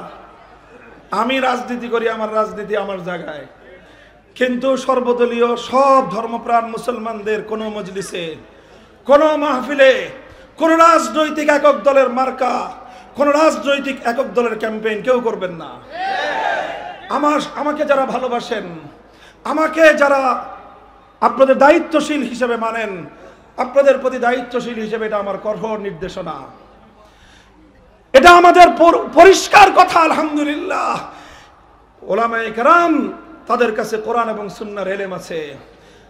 যদি কোরআন এবং সুন্নাহর ইলমকে সত্যিকার অর্থে কেউ ধারণ করে, তার যদি আত্মবিশ্বাস থাকে, পৃথিবীর কারো সামনে তাকে লজ্জিত হতে হয় না। যাদের কাছে কোরআন সুন্নাহর সত্যিকার ইলম নাই, কোরআন সুন্নাহর ইলম প্রয়োগ করার মতো তার মধ্যে ইজতিহাদি যোগ্যতা নাই, সময়ের চ্যালেঞ্জকে ধারণ করবার মতো তার যোগ্যতা নাই, তাদের মধ্যে হীনমন্যতা থাকে। আর হীনমন্যতা থেকেই ইসলামের আদি আসল রূপকে ত্যাগ করে মডারেট ইসলামের দিকে তারাই যায় যারা সত্যিকার ইসলামকে পরিপূর্ণভাবে ধারণ করতে ব্যর্থ হয়। আলহামদুলিল্লাহ, এটা ভিন্ন প্রসঙ্গ ছিল, আমি আর কথা বেশি দীর্ঘায়িত করব না। আমার মূল প্রসঙ্গ ছিল, বলেন আধুনিক যুগের রাষ্ট্র ব্যবস্থার জন্য উপযুক্ত বাজেট প্রণয়ন করার ক্ষমতা ইসলাম ছাড়া পৃথিবীর আর কোন ধর্মের আছে? জিজ্ঞাসা করেন আমার দেশের পার্শ্ববর্তী সীমানা পাড়ি দিলে Bharat, the most populated country in the world, পৃথিবীর সবচেয়ে বেশি পপুলেশন যেই দেশে এখন বর্তমানে, সাম্প্রতিক জরিপে চায়নার চেয়ে ভারতের জনসংখ্যা বেশি, 150 কোটি পপুলেশনের ভারত। হিন্দুত্ববাদ চলছে আজ সেখানে 12 বছর ধরে, হিন্দুত্ববাদ প্রতিষ্ঠা করে মুসলমানদের উপর জুলুম হচ্ছে সেখানে। এত কিছু পারো, ও নরেন্দ্র মোদী, সাহস থাকলে তোমার ধর্মগ্রন্থ গীতা অথবা তোমাদের ধর্মপ্রণেতাদেরকে বসে তোমার রাষ্ট্রের জন্য 1 বছরের লাগবে না, 6 মাসের লাগবে না, 1 মাসের লাগবে না, 1 সপ্তাহের একটা বাজেট করে দেখাও। তোমার ধর্মে সেই ম্যাটার নাই, নাই তোমার ধর্মে।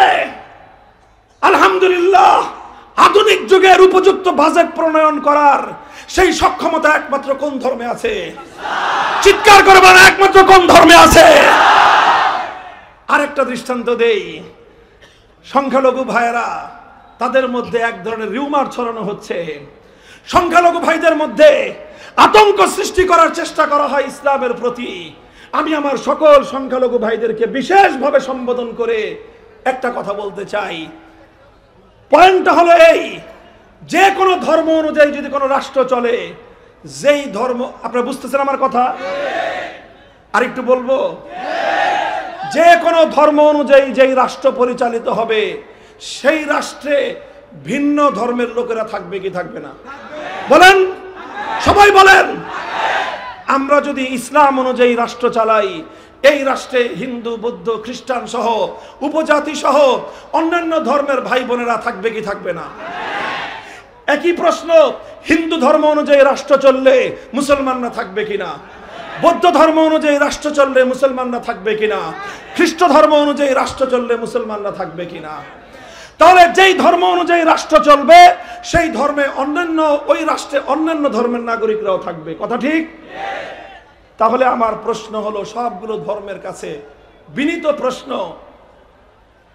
মুসলমান হিন্দুদের কাছে জিজ্ঞাসা করলাম, বলো তোমার ধর্ম অনুযায়ী যে রাষ্ট্রটা চলবে, সেই রাষ্ট্রের সংখ্যালঘু মুসলমান হিসেবে সে কি কি অধিকার পাবে? বলো, বলো নরেন্দ্র মোদী, তোমরা তো হিন্দুত্ববাদের জিগির তুলেছ, বলো তোমার হিন্দু ধর্ম অনুযায়ী রাষ্ট্র ব্যবস্থায় মুসলমানের জন্য কি কি অধিকার সংরক্ষিত আছে। বৌদ্ধদেরকে জিজ্ঞাসা করব, চায়নার কাছেও জিজ্ঞাসা করব, মায়ানমারের কাছেও জিজ্ঞাসা করব, তোমার ধর্ম অনুযায়ী রাষ্ট্র চালাও, একজন সংখ্যালঘু মুসলমানের কি অধিকার। গোটা ইউরোপ, পশ্চিমা বিশ্ব খ্রিস্ট ধর্মাবলম্বীদের কাছে প্রশ্ন, তোমাদের ধর্ম অনুযায়ী রাষ্ট্র পরিচালনা করলে সেই রাষ্ট্রের সংখ্যালঘু মুসলিমের কি অধিকার।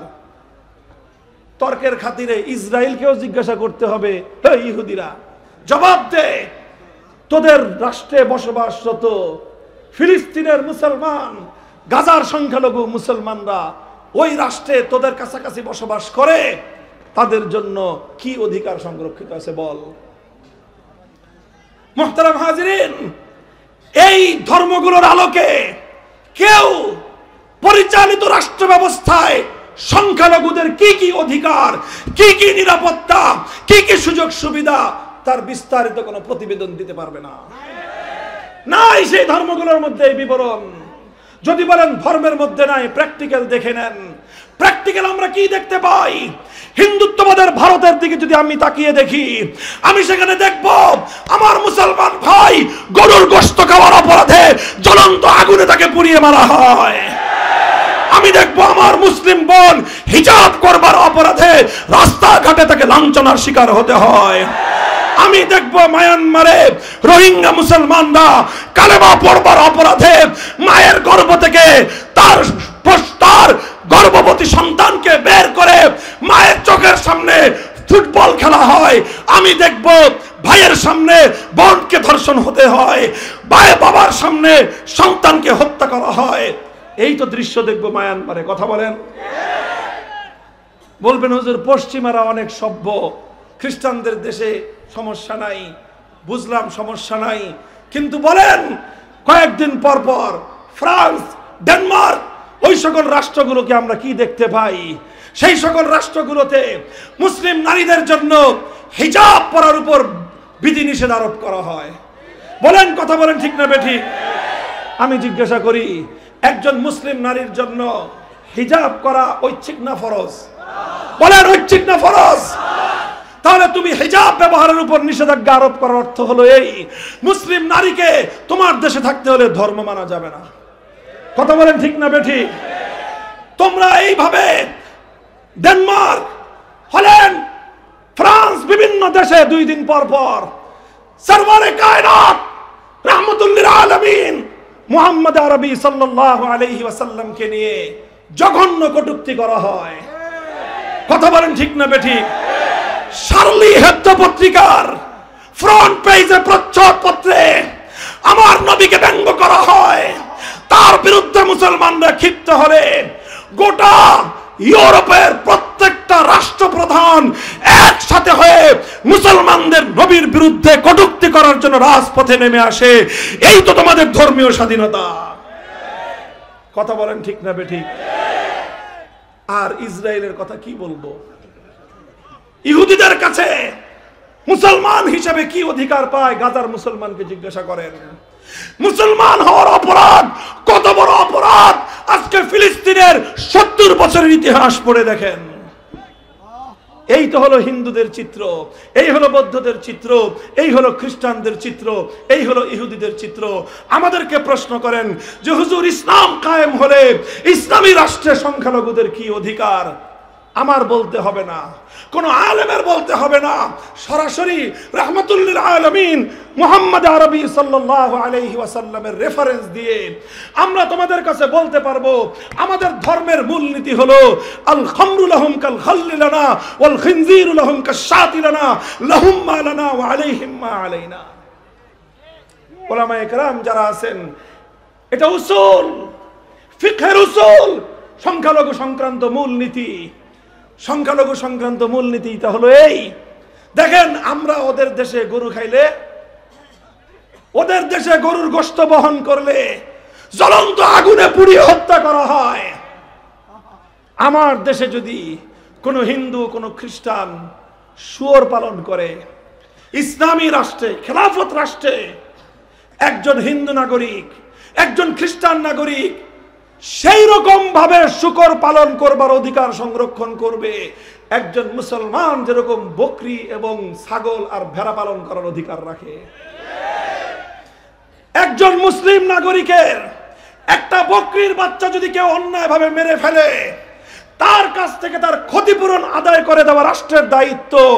ঠিক তদ্রূপ কোন মুসলমান যদি কোন হিন্দু নাগরিকের একটা শুকরের বাচ্চাকে মেরে ফেলে, সেই মুসলমান যত বড় হুজুর হোক, যত বড় ইমাম হোক, ইসলামী রাষ্ট্র তার কাছ থেকে অন দ্য স্পট তার কাছ থেকে শুকরের বাচ্চার ক্ষতিপূরণ আদায় করে হিন্দুকে দিয়ে দিবে।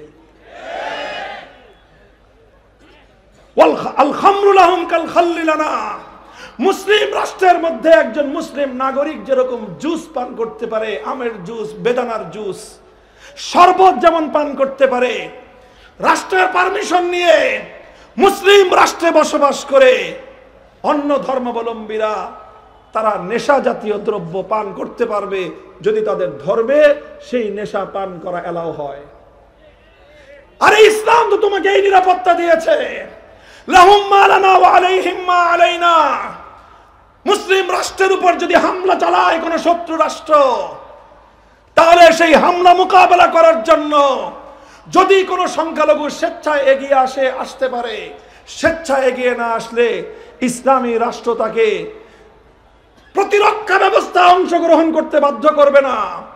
কিন্তু মুসলমানরা আল্লাহ এবং তার রাসূলের পক্ষ থেকে দায়িত্বপ্রাপ্ত হয়ে এক একজন সংখ্যালঘু অমুসলিম নাগরিকের জান, মাল, ইজ্জত, আবরু, নিরাপত্তা নিশ্চিত করা মুসলিম রাষ্ট্র এবং মুসলমানদের ধর্মীয় দায়িত্ব। মুহতারাম হাজিরিন, শুধু একটা জায়গায় পার্থক্য আছে। মুসলমানরা রাষ্ট্র পরিচালনায় রেভিনিউ কালেকশনের সোর্সে যাকাত দিবে, ওশর দিবে, আর অমুসলিমরা জিজিয়া এবং ট্যাক্স দিবে। এটা হলো সার্ভিস চার্জ। সেই ট্যাক্স কিভাবে দিবে ইসলাম তার মূলনীতি নির্ধারণ করে দিয়েছে। ইসলাম বলে দিয়েছে একজন অমুসলিম নাগরিক সে স্বাভাবিকভাবে যেই পরিমাণ পয়সা উপার্জন করে তার পক্ষে যতটুকু ট্যাক্স দেওয়া বার্ডেন না হয় ততটুকুই ট্যাক্স তার কাছ থেকে নেওয়া যাবে। এক পয়সা বেশি ট্যাক্স যদি মুসলিম রাষ্ট্র অমুসলিম নাগরিকের কাছ থেকে আদায় করে, আল্লাহর পয়গম্বর বলেছেন ফানা হাজিজুহু ইয়াউমাল কিয়ামা, কিয়ামতের দিন আমি আল্লাহর রাসূল, আমি রাহমাতুল লিল আলামিন সেই সংখ্যালঘুর পক্ষ হয়ে মুসলিম রাষ্ট্রনায়কের বিরুদ্ধে, খলিফার বিরুদ্ধে আল্লাহর দরবারে বিচার দায়ের করব। হে সংখ্যালঘু ভাইরা, আপনাদেরকে যারা আতঙ্কগ্রস্ত করে, ইসলাম কায়েম হলে অমুসলিমরা থাকতে পারবে না, এর চেয়ে জচ্চুরিপূর্ণ, জালিয়াতিপূর্ণ, মিথ্যাচার আর কিছুই হতে পারে না। আমি দায়িত্ব নিয়ে বলছি, আল্লাহ পাক যদি এই রাষ্ট্রে ইসলামকে বিজয়ী করেন, কোরআন সুন্নাহ ভিত্তিক শাসন ব্যবস্থা যদি প্রতিষ্ঠিত হয়, খোদার কসম বিগত 54 বছর পর্যন্ত সংখ্যালঘুদেরকে যারা নির্যাতন করেছে, নিপীড়ন করেছে, জুলুম করেছে, প্রত্যেকটা জুলুম এবং নির্যাতনের বিচার করা হবে ইনশাআল্লাহ। ইনশাআল্লাহ। ইসলাম কেবলই মুসলমানের তরে দুনিয়াতে আসেনি কই। ইসলাম যেরকম মুসলমানের জান, মাল, ইজ্জত, আবরু, নিরাপত্তা দেয়, ঠিক তদ্রূপ ইসলাম সকল ধর্মাবলম্বীদের জান, মাল, ইজ্জত, আবরু এবং ধর্ম পালন করবার স্বাধীনতার সম্পূর্ণ নিরাপত্তা ইসলাম নিশ্চিত করে। আলহামদুলিল্লাহ বলেন। ভাই, রাত 12:15 বাজে, আলোচনা আর দীর্ঘ আমি করতে চাই না। আমি তিনটা দৃষ্টান্ত দিলাম। হিন্দু ভাইয়েরা আমার আলোচনা শুনে থাকবেন, বৌদ্ধ, ইহুদি, খ্রিস্টান ভাইয়েরাও আলোচনা শুনে থাকবেন। আল্লাহর কসম খেয়ে বলি, আজ বাংলাদেশে, এই বসেন, একটু বসেন। আরে ভাই, শেষমেশ আহ্বান শুনে যেতে হবে না, বয়ান শেষ হয় নাই, বসেন। ইনশাআল্লাহ আজ বাংলার প্রতিটা প্রান্তরে আমরা পূর্বাভাস দেখতে পাচ্ছি।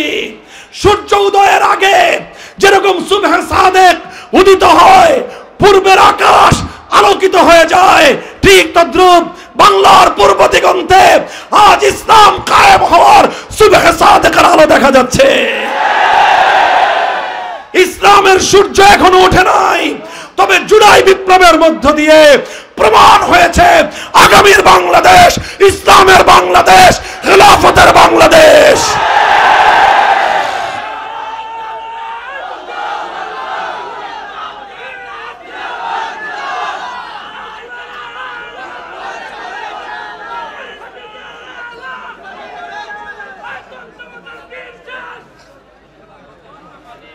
ভাই, আর একটা কথা শোনার মতো ধৈর্য আছে আপনাদের?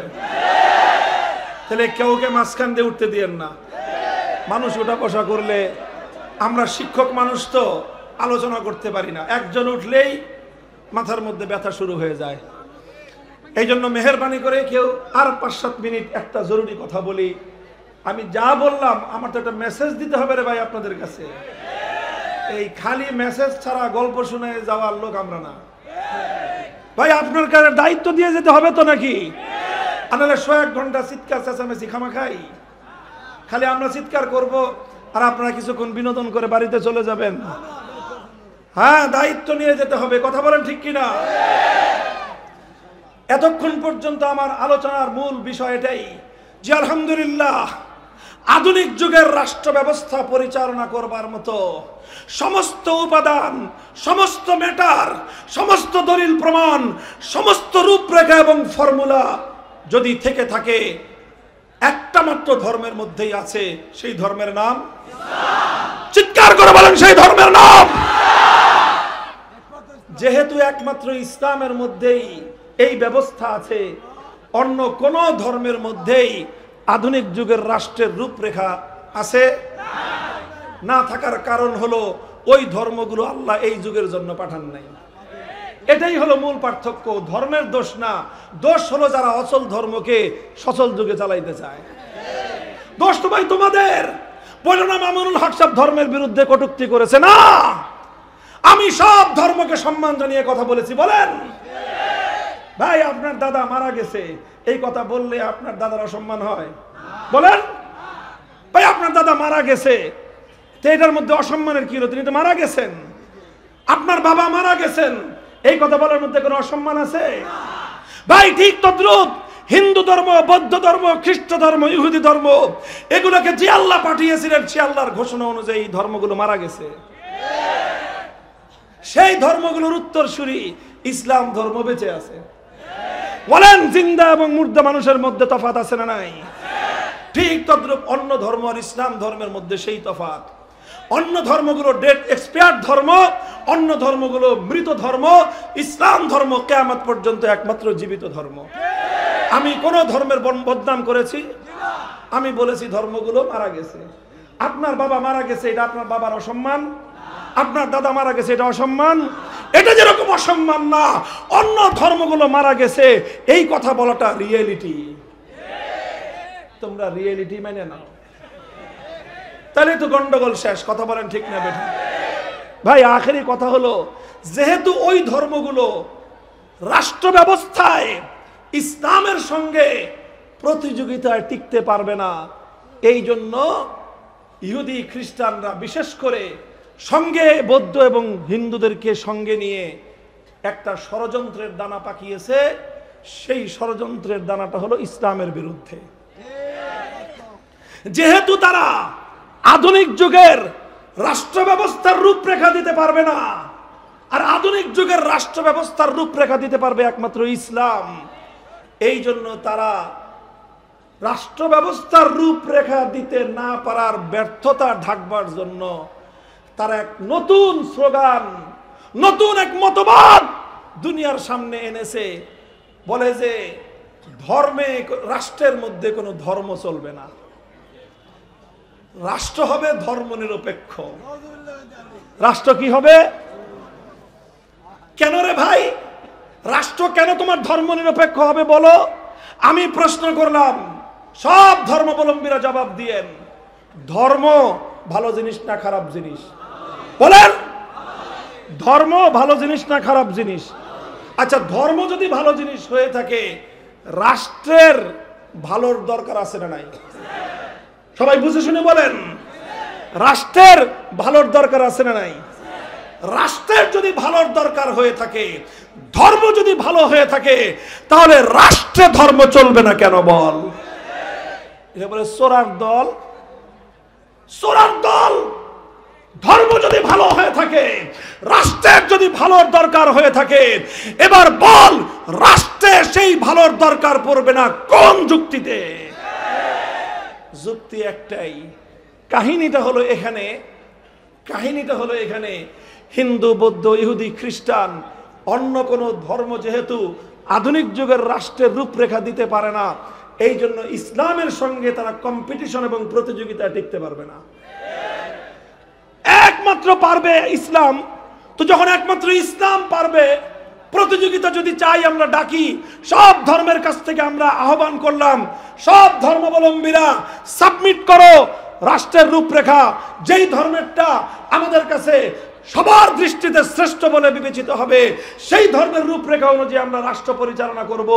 যুদ্ধের দরকার নাই, মারামারির দরকার নাই, হানাহানির দরকার নাই। সব ধর্মের রাষ্ট্র ব্যবস্থার রূপরেখা তুলনা করে, বিশ্লেষণ করে, কম্পেয়ার করে যেই ধর্মের রূপরেখাটা সর্বশ্রেষ্ঠ বলে বিবেচিত হবে, সেই রূপরেখা অনুযায়ী আমরা রাষ্ট্র চালাবো। ইসলাম রূপরেখা দিবে, অন্য কোনো ধর্ম রূপরেখা দিতে পারবে না। তখন আমাদের দেশের সারা আন্তর্জাতিক খেলাধুলার পরিভাষা আছে একটা, এটাকে বলে ওয়াক ওভার। কি বলে শুনছেন এই পরিভাষাটা? মানে প্রতিদ্বন্দ্বী, অনেক সময় বহস হয় না, বহসে এক পক্ষ আসছে আরেক পক্ষ আসে নাই, এখন কি হয় বলেন? যেই পক্ষ আসে নাই ও এমনিই পরাজিত বলে গণ্য হয়। এখন এক পক্ষ আসে না, কেন আসে না? জানে আসলে তর্কে জিততে পারবে না, এই জন্য তারা পালিয়ে যায়।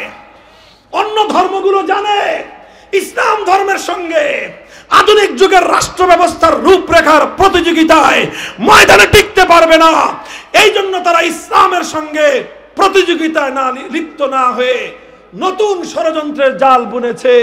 সেকুলারিজমের মতো এক কুফরি মতবাদ আবিষ্কার করে বলেছে রাষ্ট্র এবং ধর্ম আলাদা আলাদা চলবে, রাষ্ট্রের মধ্যে কোনো ধর্ম চলতে পারবে না।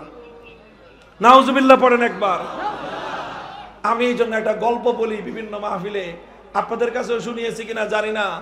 গোয়ালা চিনেন আপনারা? গোয়ালা কি বলেন আপনারা? গোয়াল বলেন না গোয়ালা বলেন? বুঝেন নাই? দুধ বিক্রি করে যারা, এদেরকে কি বলেন? হ্যাঁ, গোয়াল। আচ্ছা ঠিক আছে, গোয়াল। আচ্ছা, গোয়াল মানে দুধ বিক্রি করে, তাই না? তো গোয়ালের বাড়িতে গরু থাকে কি থাকে না? কয়টা গরু থাকে? অনেক গরু। 5টা 10টা গরু না থাকলে সে গোয়াল হয় কেমনে? আচ্ছা, গোয়ালের বিপরীত আমাদের দেশে বলে গৃহস্থ। আপনাদের দেশে কি বলে? গৃহস্থ। গৃহস্থের বাড়িতে গরু থাকে কয়টা? থাকে অল্প গরু থাকে। হাল চাষ করার জন্য এখন তো ট্রাক্টরের যুগ, এরপরেও 20 বছর 30 বছর আগে প্রত্যেকটা গৃহস্থের বাড়িতে গরু থাকতো। কিসের গরু? হাল চাষ করার গরু। যেহেতু হাল চাষ তো আর গাই দিয়ে করে না, হাল চাষ করে ষাঁড় গরু, বলদ গরু দিয়ে, আবাল দিয়ে। কিন্তু এই আবাল পালতে হলে সাথে 1-2টা গাই পালে, কথা ঠিক? তো গোয়ালেও গাই পালে, গৃহস্থ গাই পালে। তো গৃহস্থের গায়েরও বাচ্চা হয় বাছুর, গোয়ালের গায়েরও বাছুর হয়। বাছুর যখন হয় তখন তো দুধ হয়। তো গোয়াল বেটা এই দুধ করে কি? সব দুধ ওর স্তন থেকে টেনে টেনে বের করে। যতক্ষণ পর্যন্ত দুধ বের হয়, টানতে টানতে টানতে টানতে মানে শক্তিতে যতটুকু কুলায় সব দুধ বের করে। বের করার পরেও সাধারণত গোয়ালের মন ভরে না, এরপরে আবার কতক্ষণ সাফ করলে দোয়ায় তারপরে আর ভাণ্ড ভরে, কথা ঠিক? আর ইমানদার হইলে তো ভিন্ন কথা, শুধু গরুর এই দোয়ায়, সাফ করলে আর দোয়ায় না, কথা ঠিক? তাহলে গোয়ালের এইভাবে দুধ দহন করে নিয়ে গেল, ওর বাছুর খাইবে কি? ওর বাছুরের কপালে সারাদিনে 1/2 ছটাক দুধ জুটে না, সব দুধ গোয়ালে বেচে ফেলায়। গৃহস্থ তো দুধ বিক্রি করার জন্য গরু পালে না, এই জন্য গৃহস্থের বাছুর সকালে ঘুম থেকে উঠে আগে বাছুর দুধ খায়, এরপরে একটু দুধ দহন করে বাচ্চা কাচ্চারা খাইলে খাইলো, আর নাইলে কোনোদিন পুরাটাই বাছুরে খায়। কথা ঠিক? এই হলো গোয়ালের বাছুর আর কৃষকের আর গৃহস্থের বাছুরের পার্থক্য। কথা ঠিক আছে? এখন গোয়ালের বাছুর আর কৃষকের বাছুর দোনোটা একসাথে মাঠে ঘুরতেছে, দোনোটা এক বয়সী সমবয়সী, খাতির খুব দোস্ত।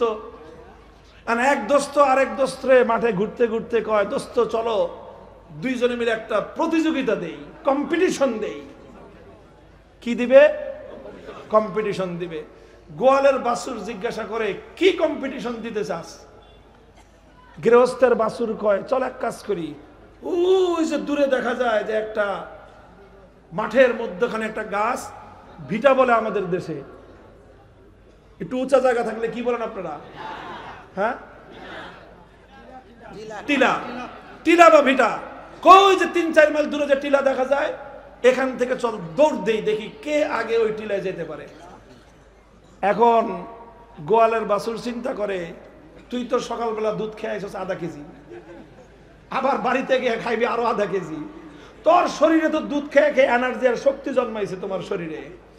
আর আমার যে মালিক এমন বকিলের বকিল, ও আমার জন্য তো 150 টাকা দুধ রেখে যায় নাই, সব দুধ টাইনা নিয়ে বাজারে বিক্রি করে। আমার কপালে সারা দিনেও এই 150 টাকা দুধ জুটে না, এই ঘাস চাবায় চুবায় খায়া যা বেঁচে থাকি।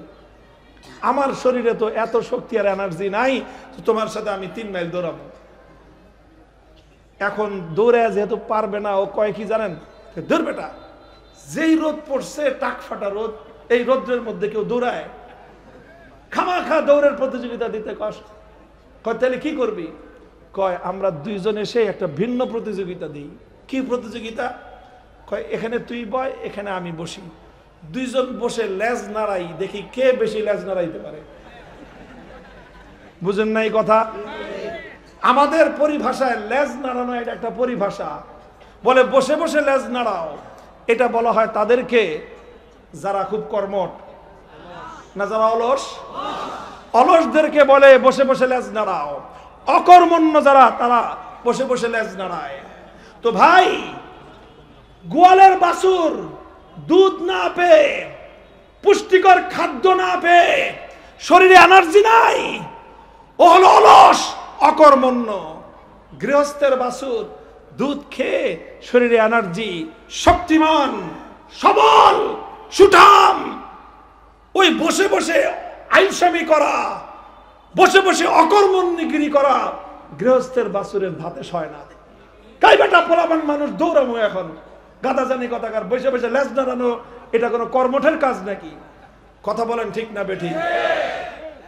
আলহামদুলিল্লাহ, ইসলাম সেই ধর্ম, হৃষ্টপুষ্ট ধর্ম, আল্লাহর কোরআন দ্বারা সমৃদ্ধ ধর্ম, আল্লাহর পয়গম্বরের সুন্নাহর দ্বারা সমৃদ্ধ ধর্ম, 1400 বছরের তাওয়ারুসে উম্মত, ইজমা কিয়াসের দ্বারা সমৃদ্ধ ধর্ম, যুগের সমস্ত চ্যালেঞ্জকে মোকাবেলা করে গন্তব্য পর্যন্ত পৌঁছার সামর্থ্যবান ধর্মের নাম হলো ইসলাম। ইসলাম বলে আসো দৌড়ের প্রতিযোগিতা লাগাই, আসো ধর্ম নিয়ে আসো, আধুনিক যুগের রাষ্ট্র ব্যবস্থা সাবমিট করো, প্রতিযোগিতা করে দেখি কারটা প্রতিযোগিতায় টিকে। সব ধর্ম আলারা বলে আমাদের ভাই এত এনার্জি নাই, আমাদের ধর্মের আসমানি কিতাব সংরক্ষিত নাই, নবীর আদর্শ সংরক্ষিত নাই, না খেয়ে খেয়ে সব ধর্ম এটা মৃত প্রায়। এই জন্য ওই ধর্মগুলো চিন্তা করলো দৌড়ায় ইসলামের সঙ্গে পারা যাবে না, এই জন্য আসো বসে বসে লেজ নাড়াই। এই জন্য তারা আবিষ্কার করেছে নতুন এক মতবাদ, সেই মতবাদের নাম হলো সেকুলারিজম, সেই মতবাদের নাম হলো ধর্মনিরপেক্ষতা। ও মুসলমানের বাচ্চা, এই কারা কারা মুসলমানের বাচ্চা হাত উঠান মিয়া, আল্লাহ কবুল করেন, হাত নামান। মুসলমানের বাচ্চা, মুসলমান বিশ্বাস করেন নিজেকে মুসলমান বলে? এই বিশ্বাস করেন? তাহলে যদি মুসলমানের বাচ্চা মুসলমান নিজেকে বিশ্বাস করেন, তাহলে যারা অচল ধর্মের অনুসারী, যারা অচল ধর্মের অনুসারী, যারা মরা ধর্মের অনুসারী, তারা বলতে পারে ধর্মনিরপেক্ষতাবাদ নামক লেজ নাড়ানোর কথা তাদের মুখে শোভা পায়। সচল ধর্ম, আধুনিক যুগের উপযোগী ধর্ম, ইসলাম ধর্মের অনুসারী কোন মানুষের মুখে কশ্চিনকালেও ধর্মনিরপেক্ষতাবাদ নামক এই লেজ নাড়ানো আলস্যামীর কথা কশ্চিনকালেও শোভা পেতে পারে না। কাজেই দেখেন, আরেকটা কথা বলার লোভ সামলাতে পারলাম না। 1947 সালে দেশটা ভাগ হয়েছিল।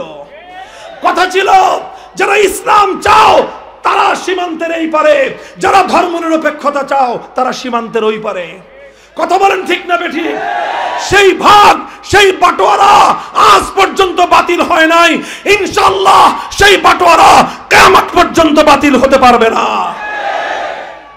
যাদের কাছে ধর্মনিরপেক্ষতা এত মজা লাগে, আপার সঙ্গে যোগ দাও।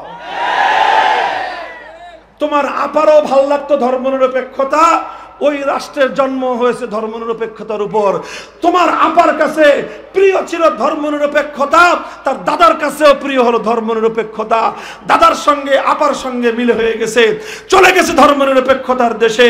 শাহজালালের দেশে থেকে যাদের কাছে রাষ্ট্র ব্যবস্থায় ধর্মনিরপেক্ষতা এত প্রিয়, আপা লাগুক আর নতুন করে যদি কেউ খালাম্মা বানাইতে চাও তার পিছ ধরো। শাহজালালের এই মাটি, এটাকে আজাদ করা হয়েছিল ইসলামী শাসন কায়েম করার জন্য, কোরআনের রাজ কায়েম করবার জন্য। ইনশাআল্লাহ সুম্মা ইনশাআল্লাহ এই রাষ্ট্রের চূড়ান্ত গন্তব্য হবে আল কোরআনের শাসন, ইসলামের শাসন, খেলাফতের শাসন ইনশাআল্লাহ।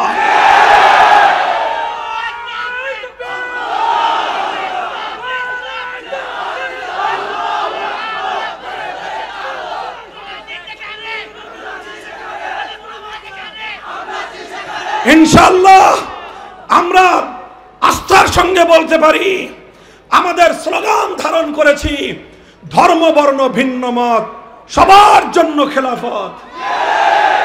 বলেন, ধর্ম বর্ণ ভিন্ন মত সবার জন্য খেলাফত। খেলাফত শুধু মুসলমানের জন্য নয়, খেলাফত মুসলমানের জন্য যেমন, হিন্দুর জন্য তেমন, বৌদ্ধের জন্য তেমন, খ্রিস্টানের জন্য তেমন, ধর্ম বর্ণ নির্বিশেষে সব ধর্মের মানুষের অধিকার নিশ্চিত করবার আল্লাহ প্রদত্ত একমাত্র রাজনৈতিক বন্দোবস্তের নাম খেলাফতের শাসন ব্যবস্থা। কাজেই কারা কারা অলস আছেন হাত তুলেন। অলস আছেন কেউ? অলস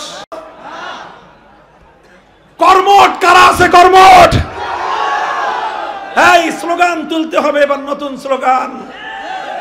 বসেন, লেজ নাড়ানোর দিন শেষ, ইসলামের বাংলাদেশ। লেজ নাড়ানোর ইসলামের, এই লেজ নাড়ানোর প্রতিযোগিতা কর্মঠ জাতি মুসলমানদের জনপদে চলতে পারে না। সব রঙের বাংলাদেশ দেখা শেষ, নতুন বাংলাদেশ, সবুজ বাংলাদেশ, সোনার বাংলাদেশ, ডিজিটাল বাংলাদেশ, সব রং দেখা শেষ, এক রং দেখার বাকি। এবারের বাংলাদেশ হবে ইসলামের বাংলাদেশ, খেলাফতের বাংলাদেশ।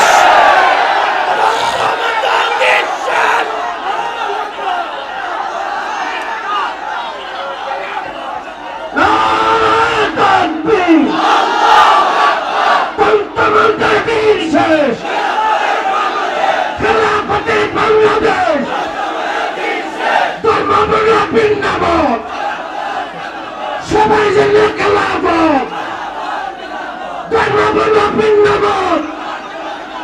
সবাই জন্য খেলাফত।